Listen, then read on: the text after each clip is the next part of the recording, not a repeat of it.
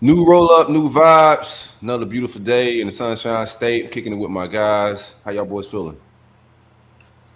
I am inebriated and happy to be here.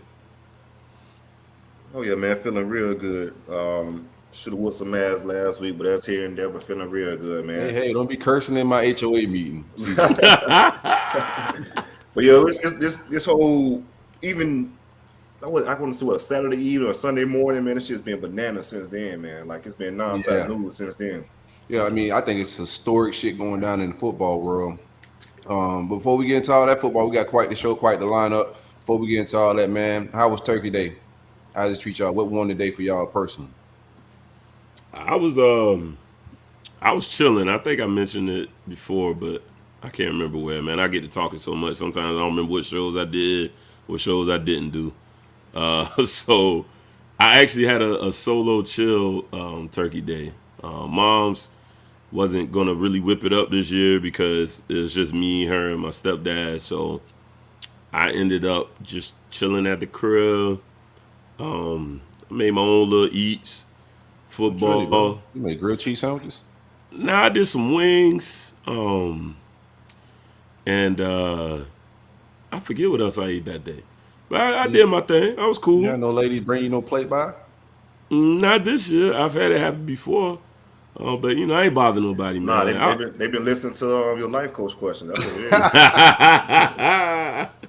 Hey, listen, you're a volunteer, not a victim, baby. Anytime you come through, they know how I do. So nah, it's just it was actually, man, to be honest with you, be real with you, been so much going on in my personal life that day to decompress and chill by myself is actually cool. Like I actually appreciate it. I feel that. Yeah, bro. I treated it like Turkey Day. Got up early, got to drinking, watching football, took a midday nap, got back up, watched some more. So it was Right, cool. right. I really enjoyed it, honestly, for a very low key solo vibe. It was a day I kind of needed. How's the overall the weekend though for you? Cool, man. It's a long weekend for me because my regular 9 to 5 Thursday, Wednesday was the last day. So I had Thursday, Friday, Saturday, and Sunday off. So Nice. I just really took that time to just like kind of try to center myself a little bit, get some peace, quiet, just to do things I enjoy doing, man. Like I was like, bro, I gotta just do me for a little bit. So it was cool. It was cool. A lot of solo vibes because I'm a very sociable person, but then Right. like I've been reading up on that kind of stuff, and you end up taking on a lot of energy. So like I had to cleanse that after a while too, like get For some of sure. that off of me. So that was 100%. kind of what this was, yeah. 100%. CJ, did your house survive the family and kids? Yeah, man, we survived, man. Like I told you, we had a house full. I want to say Friday morning, it was real peaceful, man. Like Friday around 10:30, that's when everybody was kind of leaving, and I was 10:30 at night? no, that Friday morning, that's when family and stuff started Oh, leaving the town. next day. Yeah, the Oh, next Yeah, you day, put okay, them okay, out, got yeah. you, right? got you, Had to, got but you. it was getting too CJ crazy. start making a lot of noise and shit. All Yeah, right, clunk, clunk, clunk, clunk, clunk. yeah, making it uncomfortable. We like to vacuum the rooms at 7:30, Auntie. So All right, man, it's 5:30. Let me go mow the lawn real quick. My mom, my mom used to, when I was a kid, my mom used to pray when I pray like early morning prayer when I had company. Right. But overall, it was pretty cool though. But I guess the highlight of actual Turkey Day, man, was my damn eggnog and crown. I was out of there real early, Man, and you had the also timeline buzzing with that I'm telling you, gas, man, that shit been man. going on, gas.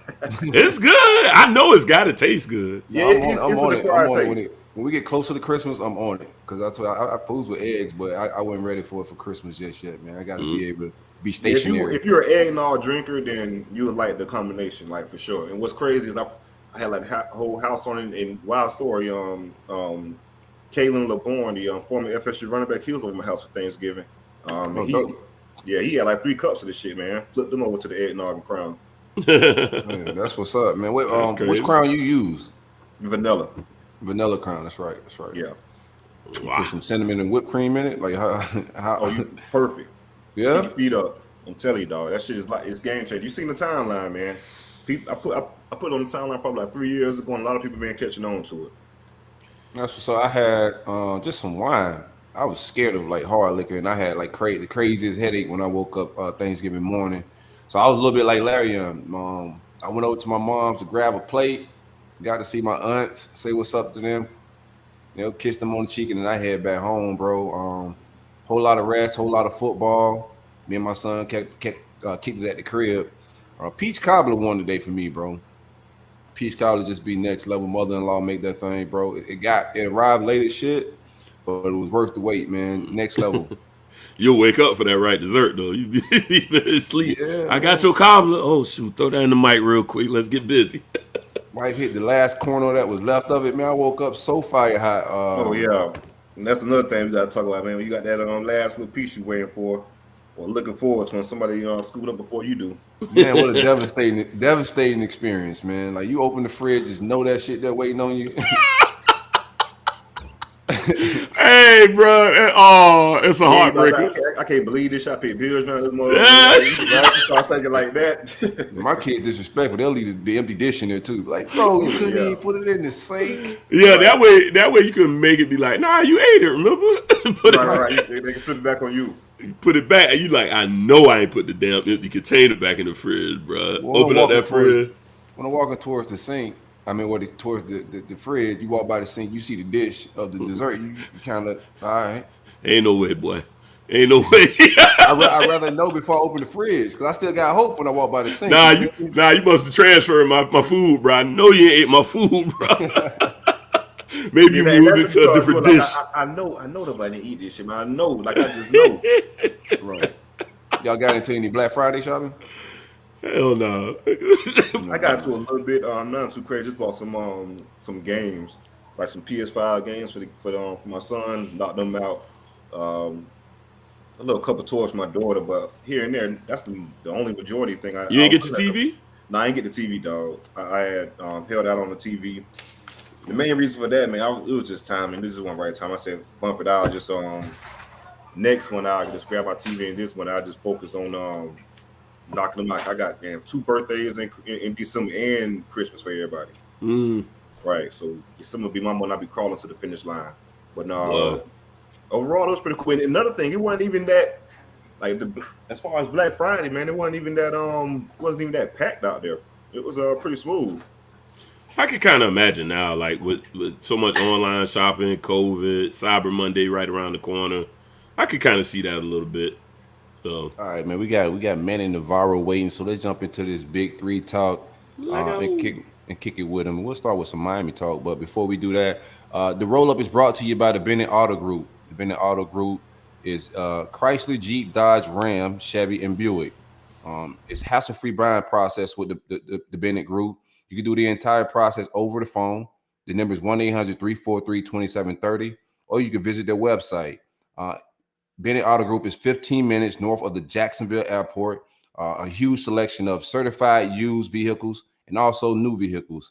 Again, get them a call at 1-800-343-2730. Big whips. Manny Navarro, how you doing, my dude? Welcome to the roll.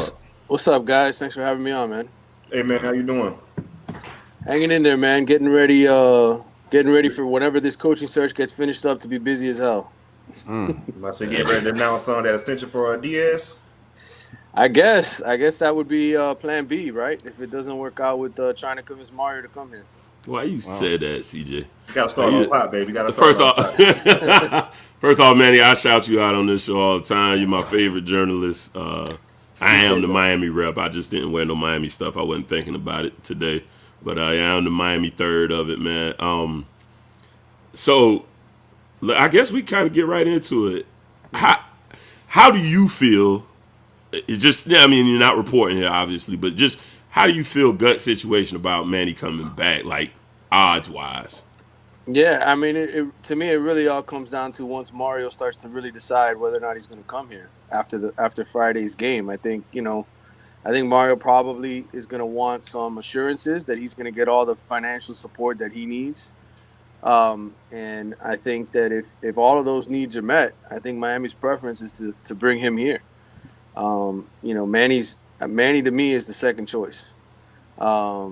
And I think if Miami can't get Mario to come, I don't know that they necessarily offer it to anybody else. So to me, I honestly don't have a feeling one way or the other, because I think at one point this was Mario Cristobal's dream job, but I think he's tasted what it's like to be at a school where you have everything you need as a coach to try to win a championship. And Outside of some of the struggles that you have out there at Oregon, trying to recruit, competing against the USCs when USC is really good out there on the West Coast, he's got every advantage out there. So I think if he were to come back to Miami, it would be because he wants to.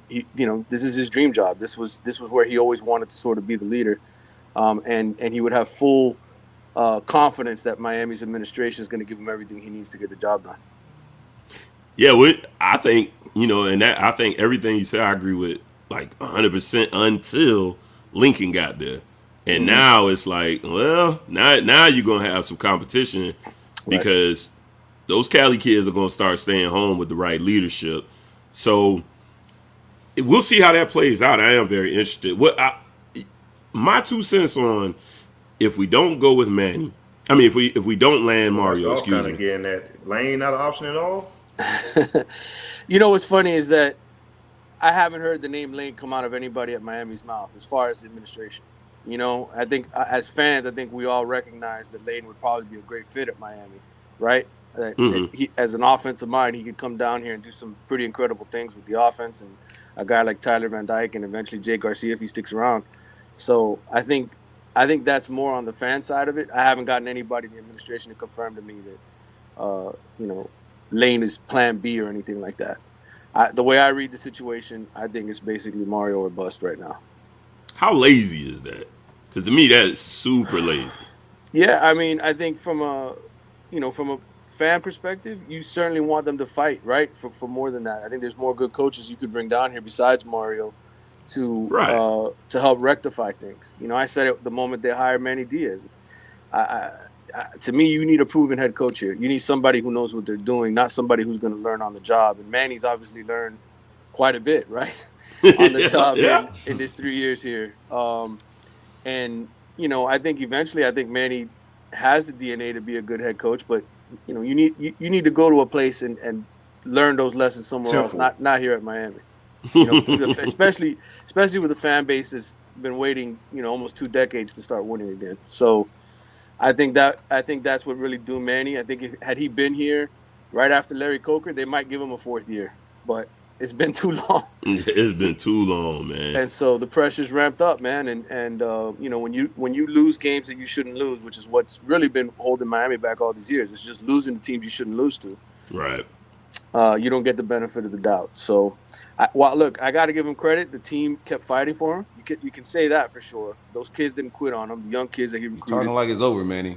Talking like it's over. Well, listen, I don't think it's necessarily over. Look, from the get-go, when I sat down with the administration on November 2nd and I talked to them about this whole deal, they told me, there's still a way that Manny could come back. So, to me, you read the tea leaves, it's real simple. Oregon plays Friday.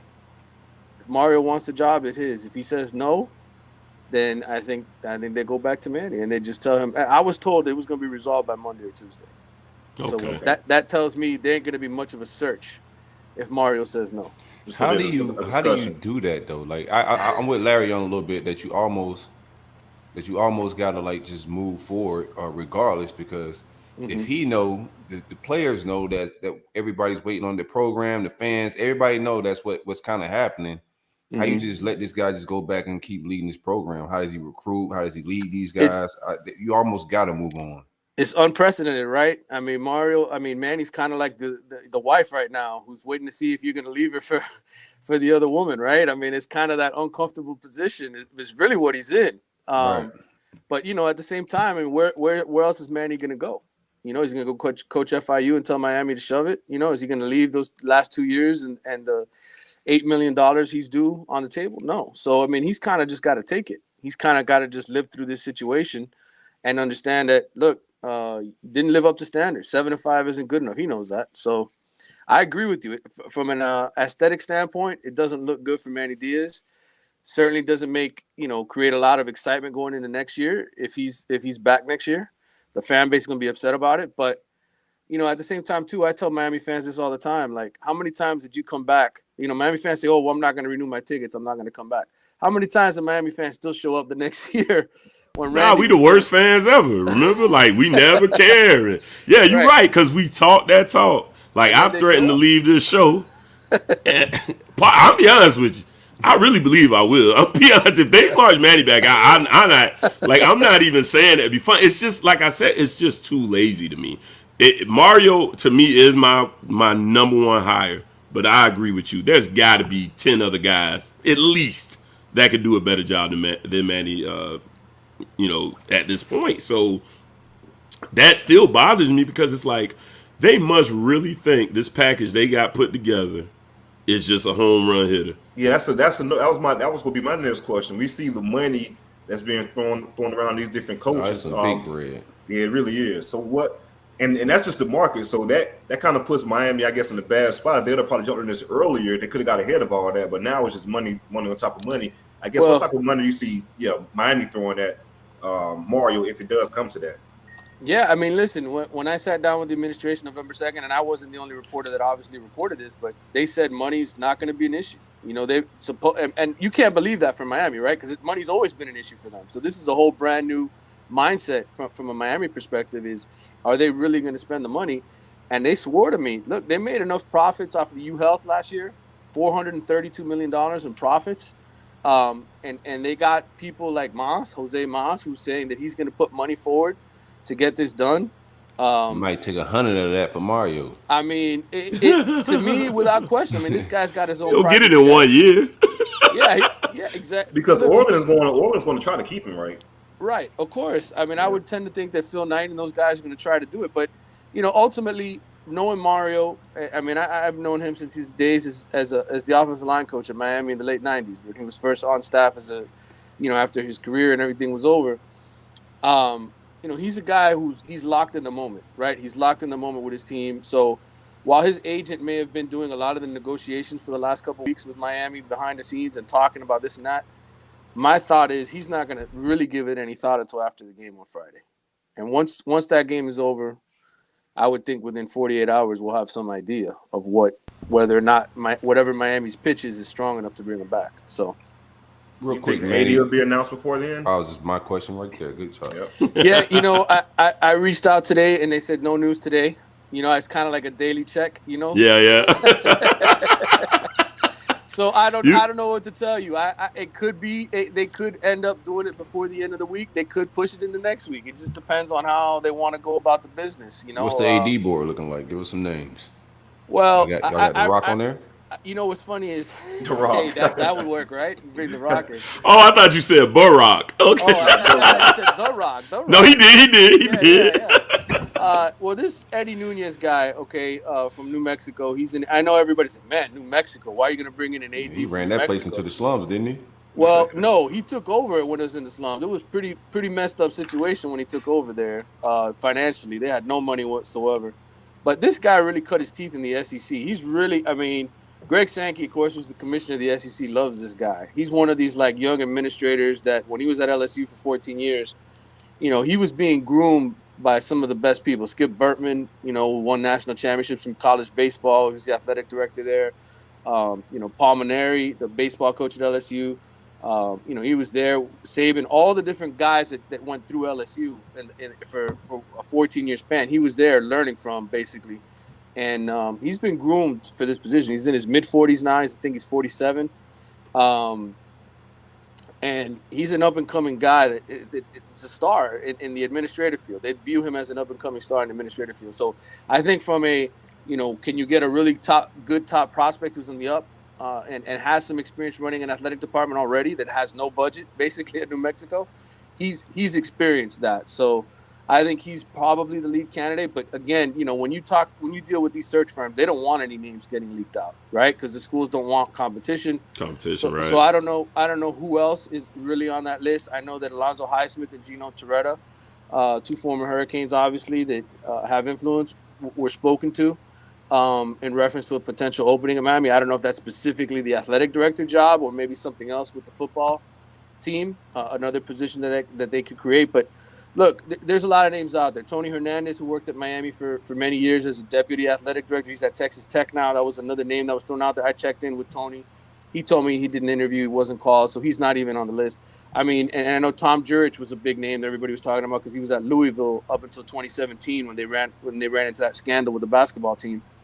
And I was told flatly by somebody in Miami's administration he was never a candidate. I know people were pushing for him, but I don't think he ever really got an interview. So that's what I can tell you from my own reporting. Everything else, all the other names, all the other rumors, it's hard to really know, man. I can tell you this, it's a really small group of people that are making the decisions here and pushing the envelope. They're people that have been X'd out that used to be a part of it, as far as the board of trustees and people that would have a say. So I think the room has shrunk, and there's less people that have information, which is why you see all these names and information being pushed, because people have their own agendas that they're trying to get across, right? People they're trying to push for the job. And the reality is it's a very small group of people that really know what's happening. So yeah, it gets the rival fan base is real amped up. I got tagged in a couple of tweets yesterday. Man, he's coming back. They're so excited because then it said the feeling around the program.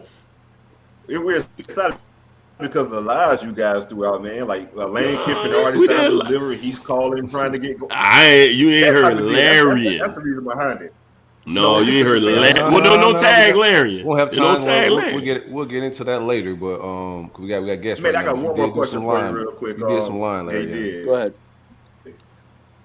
Do you think Miami will? I guess, start conversations with Mario without hiring an AD?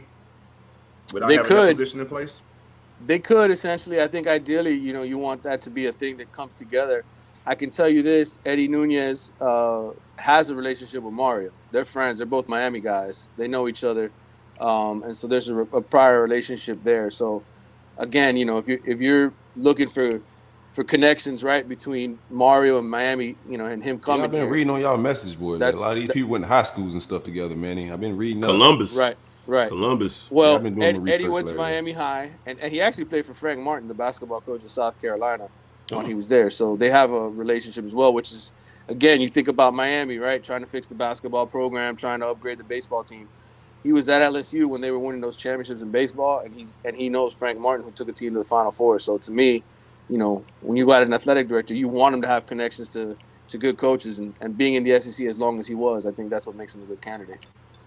What do you know? Go ahead. No, I was going to say, because I think this is what they're probably alluding to, because I've heard it both ways. The whole December drop on the buyout, I've heard it both ways, that it would drop down a couple of million if we waited till December to get rid of Manny, if that would be the case. No, I don't think that plays a factor at all. I mean, the thing that sucks for us is, of course, Miami's a private school, so I've never been able to look at Manny's contract. That information is private, so you've never been able to look at dates as far as his contract like you would at a public school. But right, okay. My thinking behind it all too is, Manny signed a contract in I think it was December 29, 3 years ago. So I don't see how they would move the date up to December 1st. If anything, it would be January 1st or, whenever it was that he signed a contract. So that makes sense. Yeah, so that's just my familiarity with other contracts. That's usually how it works. So and again, I was told when it came to buyouts, when it came to money, it wouldn't be an issue, is what I kept being told over and over again. So I think this is all about, hey, we're going for Mario, and if he says no, we're going to stick with Manny because we don't want a lot of the players to leave. So that's the way I view it, bro. I'm with you. We just better land Mario. I'm with you. You don't think some guys leave if many stay? Like stay early. Like, I don't. No? They cool. I don't. Do you? Do you, Manny? Seem like they playing for him. So that, may if be players, right. that if players take off, if Manny gets fired, or if he stays. If he stays. I mean, from talking to the recruits, like talking to Jakari Brown, and he talks to all the recruits as the quarterback. He was saying how, like, a lot of the guys are just coming anyway because it's Miami. It don't matter who the coach is. And I think, from a player perspective, knowing the kids nowadays, like, the kids worry about who they're playing with as teammates. That matters, I think, more to them now than maybe it used to. And so I think as long as, Tyler Van Dyke and James Williams and Leonard Taylor and those guys stick around, I think a lot of the guys on the team are going to be like, yeah, I want to play with those guys regardless of who the coach is. But I think the administration sees it as a fear factor. Like, I think they view it as, if we fire Manny, it's open season on our kids. Oh, it's open season regardless. I'm pretty sure they're selling whatever in decisiveness is going on right now. I'm pretty sure people hitting them DMs and trying to do what they could do. What is Zoe's role? I've been hearing a lot of Alonzo Highsmith. There've been a lot of rumors and speculation about him being on the staff. What is his role, and do you think he gets a role on the team, if any? I think part of this is them certainly trying to appease the alumni because, we know the alumni has been outspoken for many years now as Miami has struggled. Those guys don't hold back. The Joaquin Gonzalez's of the world, when they hit on Twitter and they rip these coaches, it really affects them. So I think they're going to try to create a position in some way, shape, or form for some of the alumni to be involved because they want to repair that relationship. But as far as is it like the Ed Reed position, or he's going to actually do a job? I don't know. That's the interesting part of it all, man. I think it's very hard. I think we all sit here on the outside and think of the job that they were trying to create for him a couple years ago when they basically wanted him to be Manny Diaz's babysitter. But if they hire Mario Cristobal, you think Mario Cristobal needs a babysitter? No, I don't think Mario going to deal with a babysitter. You got to do that with a veteran. So that's what I'm saying. Like, we could sit here and talk about whatever role that people think, Alonzo would get. Alonzo's value ultimately is the fact that he's got so many great NFL connections, right? That he's been in the NFL for 20, 25 years. He's a very good talent evaluator. But how do you project that to the college level? How does he help you in that regard? And I think at the same time, too, I think they've learned some things about Ed Reed going through this process, and the role that he has as the chief of staff where, you have an idea of, hey, we bring this guy in, but is he giving you everything you really want out of that chief of staff role? Ed's a busy guy, man. Like, he's got his own life. He's got his own business ventures. I don't know that he necessarily gave them everything that they necessarily wanted in that role. You know what I'm saying? So I think it's one of those things that the head coach has to figure out. Once you figure out who the head coach is, then you sort of figure out, can you give Alonzo a role? Can you give a Gino Torretta a role? Can you give, some of these guys that are outspoken that want to be a part of the program, what roles can you give them and create for them where you're not really interfering with the head coach, but you're helping them? That's a good perspective. I don't want to hold you too much long. I don't know how long we got you, but I got to ask you this question because the other Manny says that the fans have been affecting recruiting. And I know you're well versed in handling the fans. Somebody said we're like the Oakland Raiders fans. I was like, are we? All right, first off, as the person who has to deal with a lot of our ire, is it that bad, number one? Number two, I don't think we're no worse than anybody else. Here's my take on that. No, because we Gator fans are getting that as well. It only happens when your coach stinks. That's what I think. Yeah, I'm like, why are we the worst? All of a sudden, the fans are bad fans when the coach is stinking up the place. I know all too well, man. I think it's just because it's been 18 years of mediocrity, man. I think that's the reality of it. So you could just say Miami fans have been complaining the longest because at least the Gators won a championship and the Seminoles won a championship. They had something to be happy about in the last 18 years. Miami fans really haven't. I mean, it's just been one disappointment after another. And so to me, I think that's why they get that rep. But do they deserve it? No, because I think in the end, every college fan base, people who are passionate about their team, that care, they're going to say the things that Miami fans are saying. Hey, I'm not going to go anymore, or hey, fire the coach. Like, everybody says those things, right? I mean, it's not like it's anything unique. And the one thing I'll say too is it's not like Miami fans are like DMing recruits. Hey, don't come here. You know what I'm saying? Like that's what they make it sound like, though. Yeah, right. They really do. They're not sabotaging. I think what Manny's just saying, at other places you may have more unconditional support, right? The way he views it, this is only year 3 for him. So he views it like, why is everybody complaining? I'm in the middle of trying to rebuild. Which, hey, you know what? 10 years ago, that was the case. But that ain't the case no more. Nobody's going to wait more than 3 years to fire us. I mean, it's just the way it is.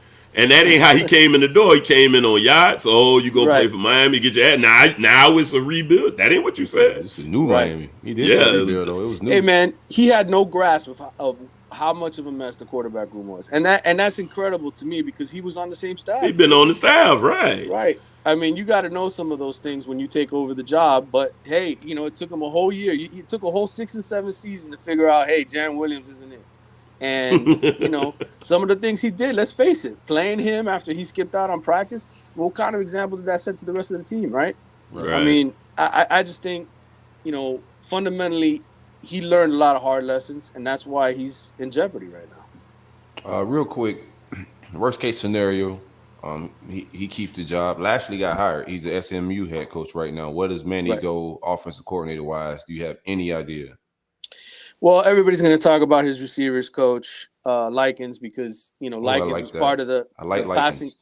Yeah, I mean, I think for the bowl game, that's the scenario. But I think ultimately, the school can't come back with Likens and Manny Diaz as defensive coordinator. Like that's just like they could accept Tyler Van Dyke. Like they could sell Tyler Van Dyke. Like, hey, you got one of the best quarterbacks in the ACC coming back next year. Fans will buy tickets for that, but you cannot sell tickets if you say Manny Diaz is still calling the defense and Greg Likens is calling the offense. Like people are gonna riot in Coral Gables, man. So I think they're gonna have to go out and hire big name guys. And I know people say, well, what about the whole lame duck thing, right? Like Manny's a lame duck. Why would they come coach with him? Here's the thing, man. There's a lot of coaches that are still being paid by other schools that are in analyst roles. They need a bounce back, right? They need a good job to come in, even if it's just for a year. And if you tell them, hey, you got Tyler Van Dyke for 1 year to be your quarterback, there's a lot of guys ready to jump on that grenade, man. There's a lot of guys ready to take that job. And I think from a defensive perspective, you got some good young players. You just got to hit the portal hard and land some difference makers. And I don't know if they're going to do that, but it's not like there's not pieces to use there on the defensive side of the ball. You just got to coach them up better.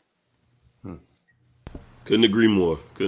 Yeah, I'll take a one-shot deal. Let Miami pay me $1 million to try to, take a possible Heisman candidate. You got the weapons on the Rookie of the Year. offense, so you can sell it. Yeah. You got ACC Rookie of the Year quarterback. Rooster, you got some weapons. And people forget, man, these coaches, they're all mercenaries, man. They all jump on to the next job and, the loyalty factor, all that. It shows even more so this offseason. Wow. Man, it's bananas right now. Yeah. Mario, Miami, go ahead. I would say if Miami don't spend on a head coach, then they better spend a lot on those coordinators. Yeah. Don't waste my money because he's going to get fired anyway. You know what I'm saying? Ain't no sense of... If they say the money is there, it got to be put somewhere, right? Right, yeah, exactly. Let's pay this guy $3 million. He out of here next year. Just wasting money, but whatever. It ain't my money. Do what y'all want to do. He wants going bad, man. Get Mario. Manny, he wants Manny going bad. Here's the reality, though. Can Miami not win the division next year with Tyler Van Dyke and those guys? I mean, think about all the... Not with Manny Diaz, apparently. I mean, that's the problem. I agree. On paper, yes. Yes, absolutely. Talent-wise, we could do it. But these 4th and 14s, these 4th and 17s. What was it? The record was pretty good. Y'all lost to us, right? If I'm not mistaken, on the tail end of the season. 6-1, I think. Finished up. 5-1 to finish. 5-1, okay. Yeah, Manny was on the tear. And he should have beat, but this is the problem with Manny. He beat two damn good teams too in Pitt and NC State. And he lost to a horrible one. So that's his legacy. He lost to a horrible Florida State. He lost to, But that Florida State team was, I'm telling you, that team was different. Like, y'all played a different Florida State team. No. I'm not even, like, I wasn't taking that shot at y'all. I'm just saying, in general, that's just not a team we should have lost to. Just being frank. Yeah, coming into the season, they were expecting themselves to win the Coastal, compete for the ACC, and they looking back, Clemson struggling. It was an opportunistic year. Yep. They dropped the bag. Blown opportunity for sure, guys. There's no doubt. And I'll say this about long term with the program and whatever head coach they get. You look back to the 10-3 season Miami had in 2017. They were a few bounces away from being 8-win, 7-win team. They got lucky in some of those games, and so to me, this is not about just getting to 10 wins. This is about making sure the program is winning 11 to 12 games and playing for the conference championship. That's really what it needs to be about. And unless Manny does that in the next year, if he comes back, unless he's got them in the championship game, I can't see how you bring him back another year.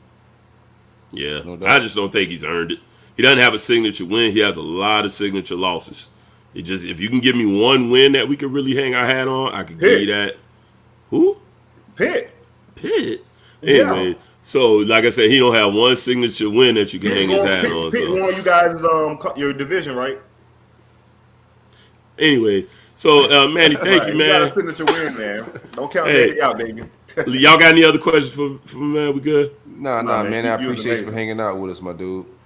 Hey, again, man, big guys, fan. Thanks for having me on, man. And love how you handle Twitter trolls. Because I hate pushing searches. Hey, man, make sure your schedule's cleared next week. So when they announce he's returning, I appreciate it. We got to bring you back on.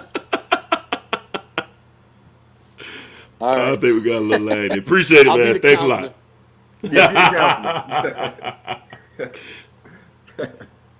Bring a goddamn Manny back. For what? Man, Manny upgrading. Unfinished business. That's for what? Yeah, for sure. Revenge tour. Right, revenge tour, baby. I tell you, who we start off with? We start with Southern Miss. Watch me end up in a dog fight with Southern Miss. Y'all play somebody else big next year, though, don't y'all? I think we got Texas A&M and That's Michigan right. State. I got y'all losing to Southern Miss out the gate. Then he can get fired day one. I mean, let's go. So you got him coming back too, huh? Nah, I think they very because I'm gonna say this. They did a head start on the search though. I'm gonna tell you this much, and somebody kind of brought this up. I heard it. I don't know. Mario Cristobal. How come you ain't heard his name nowhere else with all these openings? Well, my take was on the timeline is lack of interest. I don't buy that. Even if people are contacted, that gets out. Like even if there's like interest, that gets out. There haven't even been any interest. Same thing with Lane Kiffin. His name just hasn't came up. I don't buy it. I don't buy that. But I mean, it's not inconceivable. I just don't buy that. He's definitely done enough in Oregon, and that's the thing. People keep acting like Oregon doesn't present challenges. But it's the point of reached out to him. I know Florida reached out to him. Yeah, maybe Florida did reach out. But Florida had their guy. You think Florida just called one guy and just roll with it? No, they that's what we do. They filled the interest of a lot of people, I'm pretty sure. Or a small pool of maybe 5-6 coaches they hit up just to vet interest. They kind of locked in on their guy and went for who they wanted. So but I mean, even y'all, that's huge. Reported. But I'm saying that's huge. Y'all a top 5 job, right? I would say. Yeah, but so then nobody else besides y'all. I mean, I did hear him link to. I did hear him link to Oklahoma today as a possibility as well. I don't think that's a great fit per se, but I did see that. That's a step down, in my opinion. Who you think? Really? No. Oklahoma's achieved more than Oregon has. It ain't about achieve. It's about like the future, like what you can do. Like what you can do. I just don't. See, I think you see the trajectory for Oregon higher than I do. I think that's the difference. For sure. No, I think it's high. I see their trajectory pretty much as high as it. But I think Oklahoma's one of those teams also. They give you whatever you want to. Whatever you need, it's no pressure. Also, their facilities are just as good as anybody else around the country, and that type of deal. Well, allegedly, and I don't know I don't want to kind of get into national news, but since we're here right now, allegedly that was one of the reasons that Lincoln bolted because he was saying he needed more resources once they were going into the SEC. Now he bolted because of the SEC, not because of the resources. Man, Oklahoma. Well, I mean, again, this is alleged. They said that his thing was if we're going to the SEC, I've got to have just as many resources as Georgia and Alabama. Yeah, I mean, up and down the board. That's people asking questions now. Like that's what Napier asked when he was getting our job. Like, yo, can I get the resources that Kirby and Nick had, or if not, I don't know if I want to take that job yet. I'll be patient. My take on it, like, I think he bolted from OU not just because of the resources, but like local talent wise, he put in a tough spot. Oh yeah. But I mean, it's just easier at SC. We all know when SC is up, like they're shoe us to the playoffs, basically. Like it's just. That's the same issue at Oregon, though, right? So now that Oregon is a little different. SC, we know SC is like.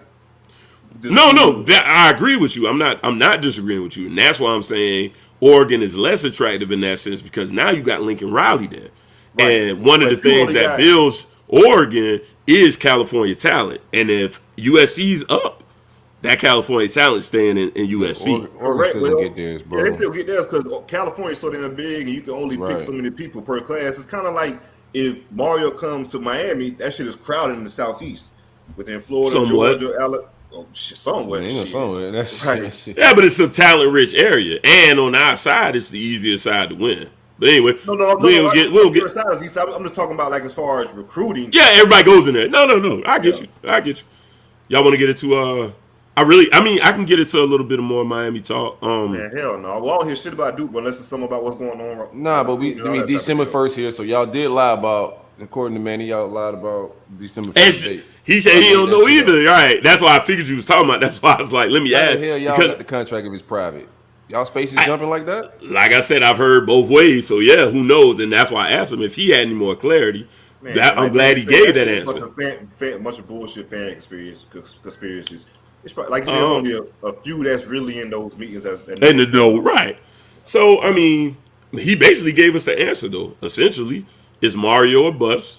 I think that again, I disagree with that, and that's been a Miami problem. Is That's we're insane. just not we're not That's an insane strategy.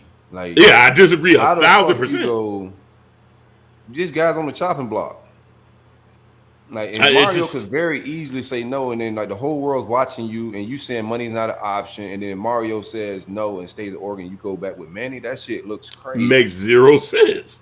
It's just like I said, there's got to be another 10, 15, to my opinion, 20, 25 guys better qualified that could do a better job, period. So I for know a that, guy, bro. He But just beat Florida is he State. a When true Greg Miami Knox- Cuban though? Man, get out of here. Gray Knox, he probably better. Hell, He's not a true Miami Cuban though. Yeah, you Niggas, can't deny man, the who fight. cares about that shit? Like, don't give me that shit. Every time I see a post, man, everybody like, man, this is Manny's daddy leading this charge. That's you hear a lot of that news. But yeah, we don't have to get deep into it. I just wanted to shout out a couple of the guys that we ain't got to get in the Duke game. That was what I expected. We totally dominated them. That was a really bad team. So no need to really give any more energy to that. Other than the fact that I mentioned earlier, Tyler Van Dyke, ACC Rookie of the Year. He has an opportunity to, I think, tie the record with your boy, with Jameis. If he gets the bowl game and has 304, he will tie a record with Jameis Winston. What record? Consecutive games with 300 plus yards, Passing. and I think is it 3 or 4 touchdowns? I think for some reason I heard the number 4, but so he has an opportunity to do that. Named ACC Offensive Rookie of the Year, and we had a couple of guys named to the ACC All ACC team. So shout out to Rambo, Scaife, and Headley. Those are second team guys. And actually that's it. And then you have some honorable mentions: James Williams, Knighton, Zion Nelson, Tyreek Stevenson, and Andre Borgalis. Those are all honorable mention guys. So shout out to them boys doing their thing, handling their business out there. All ACC team stuff is kind of funny too. What quarterback? Y'all probably could easily guess it, but didn't make first, second, or third team in the ACC. Hartman. Hartman made second team. You gotta be talking about my boy UNC. Yep. Sam. Yeah. No, man, quarterback's been crazy this year in the ACC. I was looking at the numbers like this is probably the best we've been in a while. I think it's the best in the country, especially this year, man. It's been In a while, yeah. Yeah, it's been some real good talent in the ACC as far as quarterbacks. And it's funny because I'm not that big of a Howell fan. I do think some of his talent dropped off, which made his numbers drop off a little bit. But he probably still go higher than these guys. Oh yeah, we'll see. I think he has a real high ceiling. I'm big on Howell, obviously, but I think he has a high ceiling. And a lot of this stuff was just him, like the NC State game. Man, all that stuff was just him willing North Carolina to try to beat damn NC State. That's pretty much been Sam Howell this whole year, just him trying to carry that damn whole team. What's up with Mac Brown right now? I think they recruit very well, and I think they underachieving big time for how well they recruit in the ACC.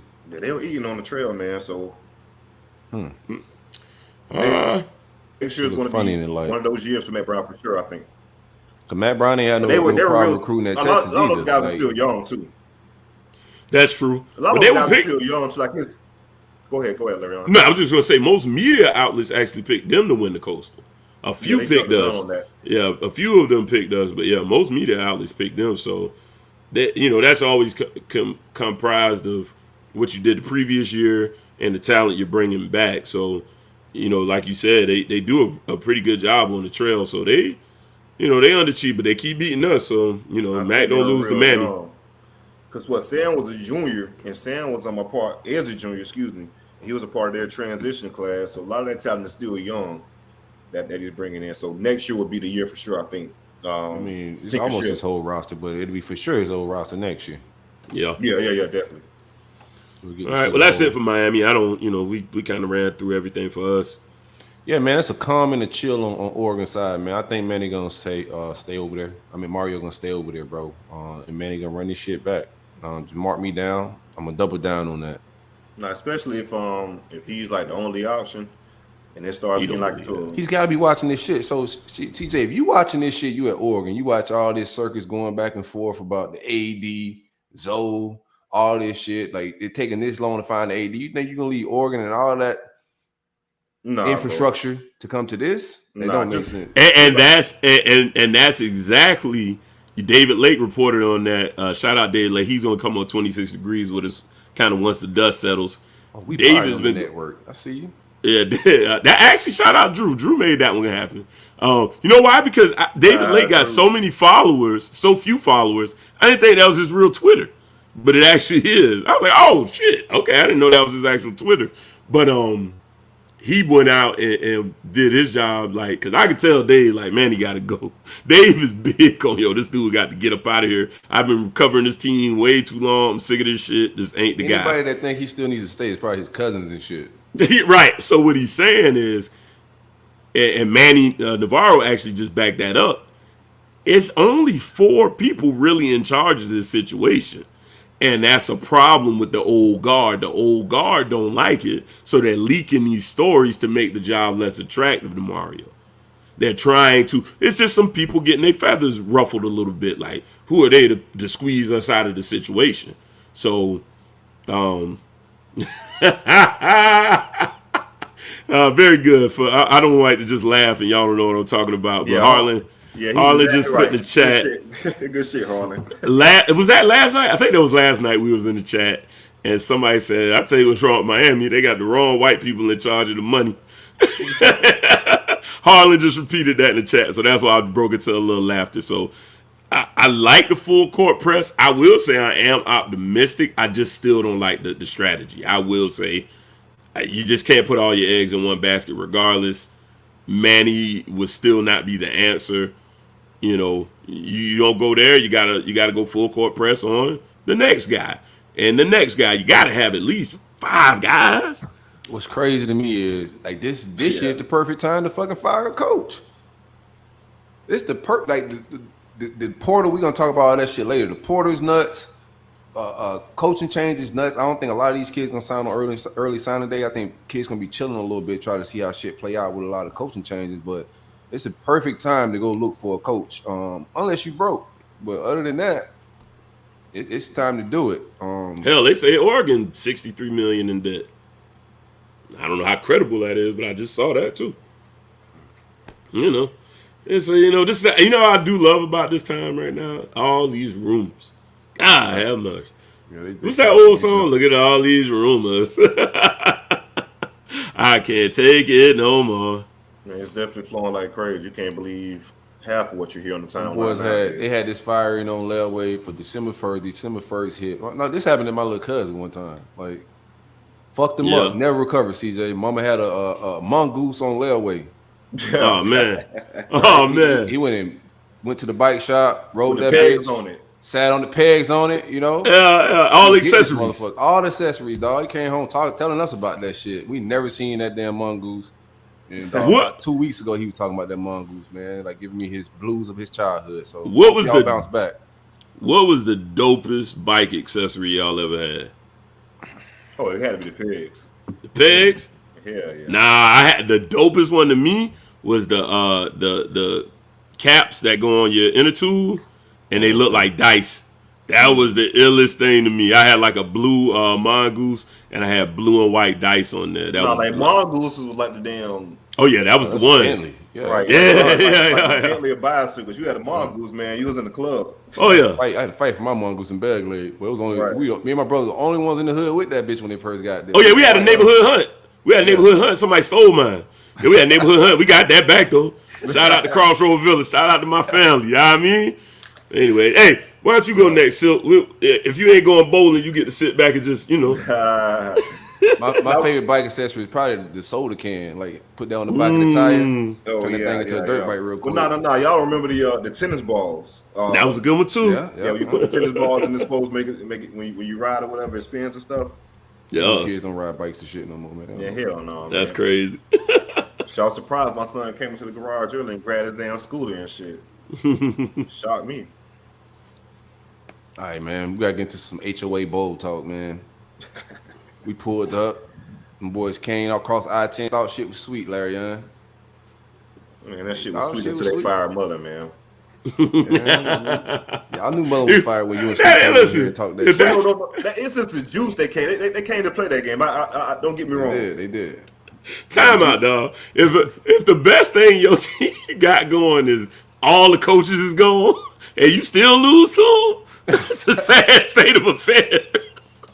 It depends how you look at it, bro. Because I feel like if Muller was there, would have beat them off the fact that Yeah, because he's sabotaging us. Still. Of course. Yeah, Y'all probably boat raced us or some weird shit. Scored 40 the first half, like some Sanford shit. That's crazy. He would have put in a quarterback. We don't even know their name yet. Oh, he wouldn't play AR at all. No, we probably got to see Dario. But 24-23 game, it was closer than the score said. I thought we beat the shit out of y'all. Wasn't as close as the score said. Wasn't as close. Nah, Okay. we should have went and ran away with that shit, man. Emory Jones did his best. I don't know if him and Dan Mullen had some shit in cahoots and he was still trying to, devise a plan. But he threw 3 egregious interceptions in the first half. I'm talking about like it didn't make any sense for a guy that been on campus 4 years to throw interceptions like that. 3 opportunities to score, and he gave him the ball, kept them alive in the game longer than it should have been.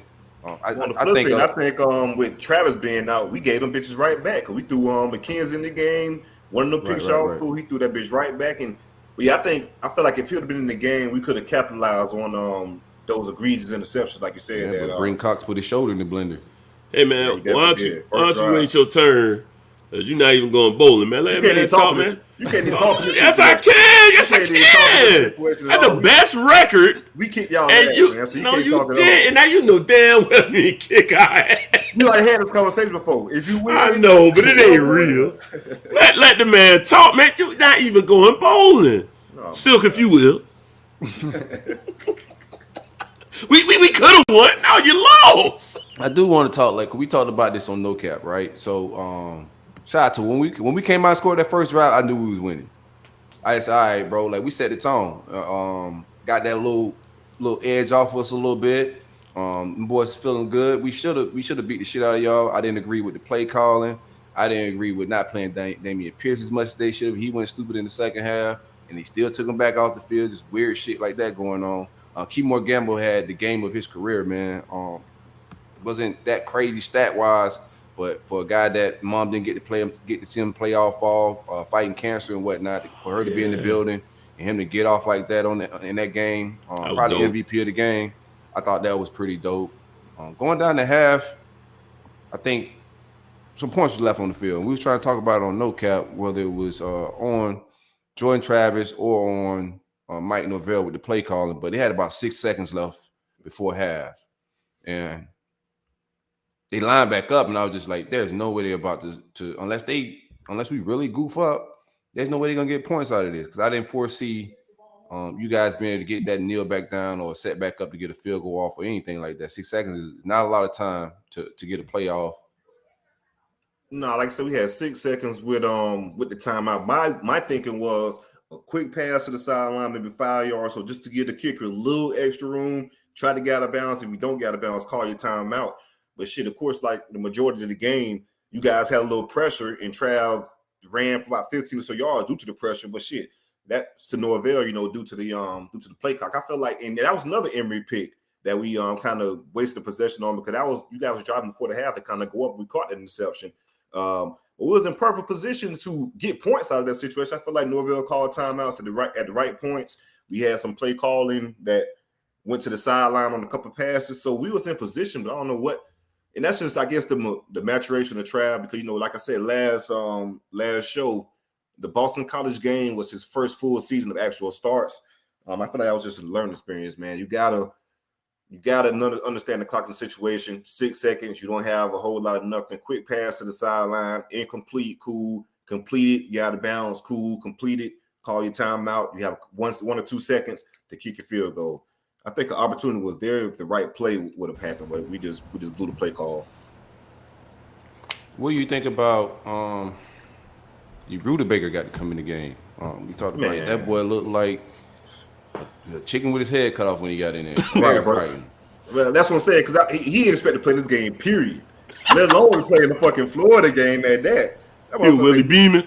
Right, for real. Like, I'm pretty sure Nobel The said, exact opposite Florida, of Willie Beeman. yeah, he was looking behind like, ooh, you're to my No, cause remember when they first put Willie in, if you go back to the movie, Yeah, he was nervous. Willie was he had no idea. He was down there chilling. And the star quarterback got hurt. He was like, "Oh shit, I gotta play." Bro, that's exactly what Tate's situation, because he damn third string. But they after that pick by Milton said, "Fuck that, man. We cannot throw McKenzie Milton back out there, man. I'm gonna take my chances with Tate." And they was trying to shoot up Trav in the locker room, whatever they can to get that shoulder right. But bro, if we'd have stuck with either one of those guys within the rest of that game, it'd have been It really got real ugly. I don't know, man. We kind of just sat up when we got up 17. Knox kind of just sat on that lead and was gonna let the defense do what it do. The defense definitely came to play better football. My young boy Jason Marshall is the real deal. I need that boy to be ready to do what it do. We do need to hit the portal to get some more defensive backs on the other side of him and around him. But I think he's gonna do a great job of taking over from Kyer, being that lockdown corner. Defense just can't play straight ball. I'm not mad at the way C-Rock called this shit. I just don't know how the fuck what the hell Grantham was doing, but besides trying to be bad, because he just looked like a totally different defense once C-Rob got back there and he don't even know what he doing. He had the one game where we was getting boat racing. They was trying to figure out shit on the fly with Sanford, but after that, these guys kind of settled in, and he's calling just a better football game. And they're talking, he may be rumored to be one of the guys they keep on staff. Who knows? Just rumors and smoke about him and Brew may be holdovers. We'll see how that plays out when Napier gets on campus, and we got more conversations about that. But Brew may stay on staff. It's just some smoke about Brewster? that. Oh, Yeah, tight ends coach? That motherfucker, that's a watch. Please keep Brew. I don't really have a rebuttal for you right now, to be honest with you. Yeah. Brew dead, man. That Brew. Oh no! Don't kill him, man. Don't kill him. I'm saying as far as like them days when he was at FSU, tweeting out all kind of sassy emojis and he dead. Yeah, I hated him. He still do it. He just got the players to follow up with it. You know that girl you went to school with that don't know she ain't bad no more. No more. Yeah. So he still tweet like that, but he just don't be lame. Her attitude is still fine. You like, yeah. Right. After about 4 kids, 4 baby daddies, that type of deal. Gotta change your attitude, man. Yeah. But yeah, after the halftime, we brought Emory back out. He threw a pass that hit a receiver on the back of the helmet, and Greg Knox was like, all right, that shit was a little more damn accurate, bro. Just a tad bit more accurate. If it was a little closer, he'd stay in that goddamn game, bro. But that pass was egregious. It was. After AR got in, now we're going to have Denny Thompson come hang out with us a little bit. He's here. He's hanging out. So we could bring Denny in. After halftime, AR, Anthony Richardson took over at the quarterback position. Didn't do anything magnificent or extravagant, but managed the offense, made some key throws, made some key runs to just get us down the field and put the game away. We have Denny Thompson, Anthony Richardson's quarterback coach, a host of Sports Den Live, and also owner of 6 Points. Denny, how you doing, my dude? Do you hear? Yes. Oh, I'll be out of there. We'll wait. He'll be back. You had enough of our shenanigans already. It happens. I understand. Right. I got some questions, man. Trying to hang out, figure out. He's quarterback coach for Sims as well at Georgia Tech. Denny, you good? Yeah, man. Right when you're about to bring me on, I got a call. You know how that goes. Yeah. I was enjoying listening to y'all though, man. I appreciate it. Going, I'll just listen. Yeah, we just vibing, man. So you got to see you've been following the Gators quarterback room. Anthony Richardson, you worked with him since high school. You're familiar with the whole situation. What was your feel on the quarterback room this year? Going into it, just real quick.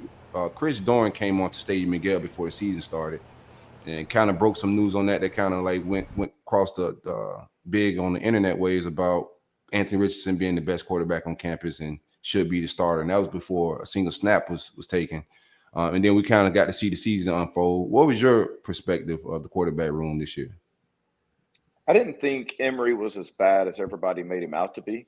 I I didn't think it was great. I think Anthony is or was the best quarterback on the roster, but I also think, and I could admit this, even though Anthony's my dude, I also think there are situations he wasn't ready for. It was a little bit of malpractice to throw him out there against Georgia with what those dudes do. I mean, that was, and I don't. It's like I don't blame because Here's I'm the thing of careful with that what Georgia week. Rumor has it Go of the Georgia week, he didn't get the number 1 snaps, and then he wasn't told he was a quarterback until Friday. Wow. Well, I know that's not true. Okay, I know cool. the Friday thing's not true because I was What down about there the snaps? Thursday. Yeah, I don't know about the snaps. I didn't ask him that. Okay. And I want to be careful on this because I was one of the ones saying, because I don't want to be a hypocrite, I was one of the Right. ones saying, like, if you got any chance against Georgia, you got to play 15.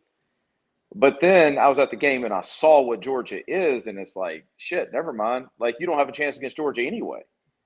And so I think Anthony learned some valuable lessons, and I think he got better. Um, I think he's definitely the best. I personally think he's one of the top, going into next year, one of the top 10 quarterbacks in college football. But he needed those bumps in the road. You know what I mean? Like, he needed to experience what he experienced through the middle of the season, even with the injuries and even with, some of the hiccups there and even the adversity inside of whatever adversity was inside the stadium there. That's valuable stuff for a young kid, man. And so I look forward to him coming through next year. I don't really think Emory's going to be there. I don't have any reason to think that, but I would think he's going to hit the portal. It's funny because our takes are kind of similar. When it came to that Georgia game, I was just like, man, me and Silk talked about it at the very beginning of the season, and I understood he was saying the politics of a quarterback room. But I was like, look, if the kid's the truth, let's get him out there. And then they're like, oh, he's going to start against Georgia. I'm like, well, I mean, now you're going to get him killed. Like, this ain't the time now. I would have rather, for his total interest, get him out there early. There were times where I thought maybe he could have got more snaps earlier, because the competition very early was trash, up until you were outside of Alabama, obviously. Other than that, I thought he should have got some more opportunities. So it's funny to hear you say that because I thought 2 gave you the best chance only because AR hadn't been in those situations quite yet. So I thought it was a very hostile environment to throw him into. Yeah, I think what I'm saying is it was a Hail Mary either way, right? Like, I mean, either way, you got to look at that as either you're going to just hold the ball and count on your defense, which, whatever. With Emory, not turn it over, whatever, or you're going to need 4 or 5 huge plays from Anthony. So, listen, they weren't going to win that game. So to kind of bring it down to that game is probably silly. And there were other things too, right? Like, the injury early on, the hamstring, I would have liked to have seen him more against Kentucky to see what he can do in that environment. But I think long term, look, we're all in the same boat here. Don't nobody want to talk about last year. None of us, right? Like, we want to see what's going up, right? Yeah. So we want to see what's happening next. And I think long term, he got what he needed. He gets a couple weeks of bowl practice. It's my hope that he gets every rep in the bowl game, and if he's your future, he should. What do you think about Billy Napier as the new head coach? Anthony tweeted out, scared money don't make money. That's the thing right now. What do you feel about Anthony and that offense and Billy Napier as offense coordinator and quarterback coach? Yeah, I didn't know a whole lot about Billy, and so I went back and looked at a bunch of film, watched 6 or 7 games. I think it fits what Anthony does. I think, unless you're going to go under center 7-step drop, anything's going to fit what he does. But what Napier likes to do, he takes all 52 yards of the width of the field, and he likes the motion game. He likes stuff like that. And he doesn't mind a quarterback that goes 1-2 run. And I think we talked about this, Silk, earlier in the year. Like, for sure, if you're asking Anthony to go more than 1-2 run, then you're just a bad coach. I'm not saying he can't do it. But why would you want him standing flat-footed for 4.5, 5 seconds back there? You don't. Right. So I think Napier likes that style of quarterback. I think it meshes pretty well. And the reality of the situation is this. There's no better place for Anthony to be. His brand is strong in Gainesville. Right. It's an offense that he likes. Why would you leave? So I think, unless things got really hairy, he was never going to leave Gainesville. As a guy that gets to work with him, and he's a young QB, obviously there's going to be areas of improvement. What would you say is kind of his biggest deficiency right now, where he needs to take the biggest leap in this offseason? He's got to learn to trust himself. He's a smart kid. We do a bunch of different cognitive testing type of stuff, and cognitively, he's really good. He's very good. He's got a chance to be elite there. But I got to not only see something, I got to believe it. You know, I got to see it a certain amount of times to where it's like, okay, what I'm seeing is real. And there's times that I see with Anthony that he sees it, but he waits. He doesn't want to pull that trigger just yet. And so I think that's some reps. I mean, you say that, but then you watch Alabama and you watch Ohio State and you see what these freshmen are doing, and they're having no problems. I mean, no problems believing what they're seeing. And so I think I would put that as a fault of Anthony's, is just learning to trust what he sees. He needs and that requires making a couple of mistakes. You know, so that's why I hope he gets every shot in the bowl game. I need him not to just have success, but I need him to F it up a couple times too. Like that 2-minute spurt in the Georgia game. Listen, man, I mean, it sucked, and I wanted to crawl under the stands, but you learn from that shit. Like you're embarrassed on national TV. You can't get out of a situation. Right. I mean, you're either going to run away from that situation or you're going to learn to deal with it. And so I'm kind of glad he got a chance to learn to deal with it. What do you think? Like, some fans are concerned about his durability. Is that something we should be concerned about, or are you concerned about it at all? Yeah, I am. I actually, I'll let you guys in on this. I've actually talked to a Jamaican sprinter and shown him film. They got the good steroids out there. Hey, it looks like this guy's on it too, man. Like crazy. But I asked him, I was like, you know, when you see this kid run, and he didn't know who he was. Like, what's the first thing you think? And he told me, he's like, hamstring problems. I'm like, damn, okay. So the next question was, what are you doing this offseason? Because he lives here in Jacksonville, trains at UNF. And so I'm going to link the two of those up together. And, you know, some of that soft tissue stuff, like, you know, let's see what we can do about that. But, you know, I don't know. I don't know if it's a training deal. I don't know if it's the fact that you're just not supposed to be that fast and being that big and the body just reacts a certain way. I think there's probably something to that. But he definitely has to get more durable. And I think for anybody to say it's not a concern, I think they're probably lying. Right. That's funny when you mention that, because you have certain kind of freak athletes like a guy like him. Because twitched up, man. Yeah, well, they talked about Zion Williamson and him being, you know, that freak athlete and that having motherfucker need to stay off the dinner table. He's lost. No.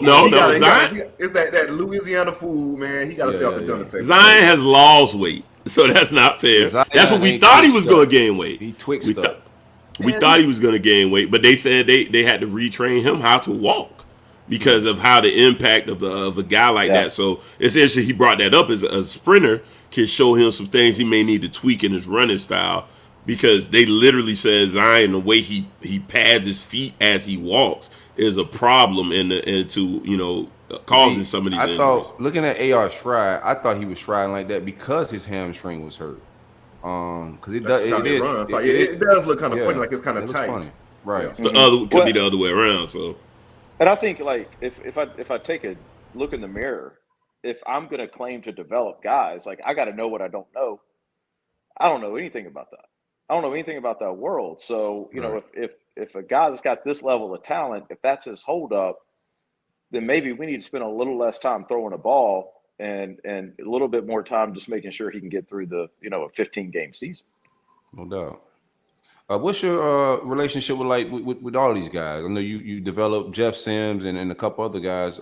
Carson Beck. Yeah. Do you still talk to them throughout their collegiate careers, and what do you think about all of their development? Man, I talk to them all the time. Like that. I mean, I know it's cliche, but man, when you spend this much time, they become part of your family. It is what it is. And I'm a Florida fan at heart, but I'll just be honest, man. Carson gets in the game, I got Georgia stuff going on my body. Like I'm pulling for that dude. And same with Jeff. And so I talk to them all the time. I think it's interesting because all these guys, I think we've got over 40 in college right now, and all of them develop differently. These three have always been linked together because they graduated the same year and they trained together all the way through high school and here. And the three of them couldn't be more different. like everything from personality to the way that they're developing. Jeff had a rough year, man. Jeff got bit by the injury bug a little bit. That offense at Georgia Tech wasn't exactly what fits him that great. So he had his own problems. And Carson, of course, can't get on the field at Georgia yet. So he's got his own problems.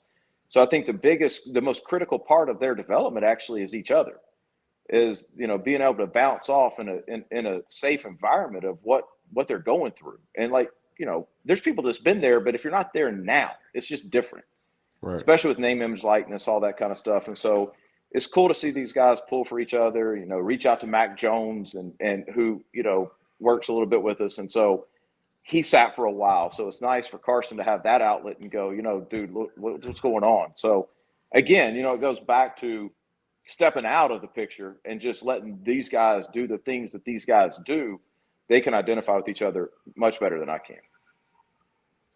Denny, I know you got a working relationship with and I guess a friendship with James Coleman of FSU, and I know you guys have spoken with Kenny Dillingham multiple times, and he's pretty high on Jordan Travis and things of that nature. What do you think about Jordan Travis and his maturation and his development, and what you think he could be in the future, and what FSU needs to do in order to to maximize his skill set and bring out the best in Jordan Travis?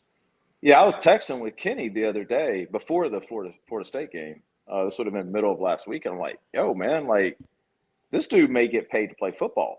I mean, if he keeps developing. Hold on. Repeat that one more time for I got another guy on the podcast. I just want to hear it one more time. Say it one more time for me. I said he may get paid to play football. If he takes as big of a development jump this year as he took last year, which was massive, by the way.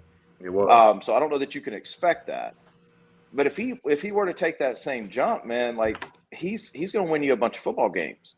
I think the thought was silly to ever think that anybody else could play at FSU this year, not because of the other people, but because of what FSU had around them. You had to have that guy that generated that offense. I mean, if you stick a statue back there, he's going to get killed. Yeah. And so I think that's also stunted Jordan's growth a little bit, is because that's all he's known at FSU. Mm-hmm. Is he hasn't had the easy go-to receiver since he's been there. He hasn't had the comfortable offensive line since he's been there. He's never had that outlet. And so when you do that, you play in panic mode, and he's played in panic mode his whole damn life. I think you saw him calm down. And I think Kenny has done, and Mike have done a really good job with just helping him calm that down and going, look, dude, we're here with you, to the point where, they basically said, you're our guy moving forward. He's never had an offseason like that. So I think that's going to be good for him. I'm a huge fan of the kid. I've got to know him a little bit, and he's a phenomenal kid. But I think his talent, man, I think we're just scratching the surface on what he can be. But they got to get him help. They got to get him help, or we're not going to find that out. Agree 100%. That's been my stance with him also. Just the development because I wasn't a fan coming into the season. I really wasn't sure that he was the guy due to those things, but you hear all the things preseason is, hey, he's really standing out. He's taking the next step, this, that, and another. You kind of see that in fruition. And I think he only had a year's worth of starts, Boston College. It's a season's worth of starts. So you put all that together, it's something to be excited about. But I agree. I've been saying this on the show. We got to get better offensive line help. We got to get better receivers, because the hero, your offensive coordinator, said that your receivers can't win one-on-one matchups, man. That's tough. Well, I mean, you don't even need the offensive coordinator to tell you that. Right. I mean, it was painfully obvious if you watch Florida State games that they weren't – they're the collegiate version of the Jaguars. You just can't create any separation, just making it hard, man. It was tough to watch at times. Agreed, 100%. Hey, Denny, I appreciate you for hanging out with us, my dude. Yeah, man. Anytime. Hey, tell the people where they can find you at. 6 Points Jacks or at Denny_Thompson. Either one of them. In fact, we got the little ones in here now. Y'all want to see something crazy? You at the crazy facility right now? Yeah, man. Let me see. How do I turn this damn thing around? I can't figure this out. I'll turn around like this. 14 elementary kids in here training right now, man. Nice. Oh, that's sick. That's cool. No, I can't deal with that. So I'll drop an F-bomb on an elementary kid real quick. I'm about to come up there with the sequel and check you out one of these days, man. Come on, man. Come on. Seriously. Sure. I'm kind of pissed that you were in Jacksonville and didn't hit me up earlier. Bro, I was in and out. But I got a lot of family there. I'm going to be right back up there around right after the new year. I'm going to hit you up. All right, man. Let's do it. Well done, man. Thanks a lot. All right, boys. Thanks a lot, Danny. Yep. Trying to act like I ain't say the man was gonna get paid. I said he gonna get paid. Nah, motherfucker. You Line said up that. on the inside and the slide. I'm telling you, man. You guys know pre-season with those podcasts when I report that, hey, it's reports he's been looking good. Like, I don't really know how to take this, but I'm telling you, I think he got to. Yeah, but see, he got to stick with now, look. I give him hell. Little baby Russell Wilson from the 561. Right, let's do it. That's just so He rare. ain't good enough to win HOA Bowl, but he good enough to beat Miami. So Baby steps. Manny beat us in that game, man. oh, okay. But it is what it is. I really said that before that. You just happened to say it on the show, so I was like, yes, I can ride that wave. Yep. Let's finish Anyway, this. he was dope, Talking man. I about the appreciate game. Y'all made a little comeback at some point in the game, CJ. And that shit was just Jordan Travis being Jordan Travis, man. It was literally, you said it on no cap. It was, our offense was literally just him the entire time. Shout out to Pookie Wilson though. I think he's we get receivers hell a lot of times, but he made some really big catches against UF. The one-handed catch against Elam, the touchdown on the fourth quarter in the 2-minute drill. I think he could be. I don't think he can be a number one receiver or anything like that, but I feel like he can be a good rotation guy, 3 or 4 receiver that can make plays like he did moving forward. But yeah, we made a little comeback, and it was just a stupid penalties for me. So you got we left points on the field at the opening half, like you said. The whole quarterback situation in the first half was just crazy. But when we punted the ball and we got you guys pinned down within the 10 and got a 3 and out, okay, this is our chance to kind of flip the field on you guys to play the field position game until we score this, that, another. I knew y'all was gonna flip it because I said, bro, this Australian about to kick that bitch to the Pluto. I give Pookie hell for muffing that punt, but dog, that was a fucking punt, bro. It was. That what you get for trusting a Pookie? I don't trust no damn Pookie. Pookie, if you don't get your ass around my house, don't trust no Pookie, dog. I just got to tell you that. Y'all called me last week for being the racial sensitivity trainer. I'll tell you right now, no sensitivity for Pookie. Pookie up to no good. Harlan said he called y'all the game, so.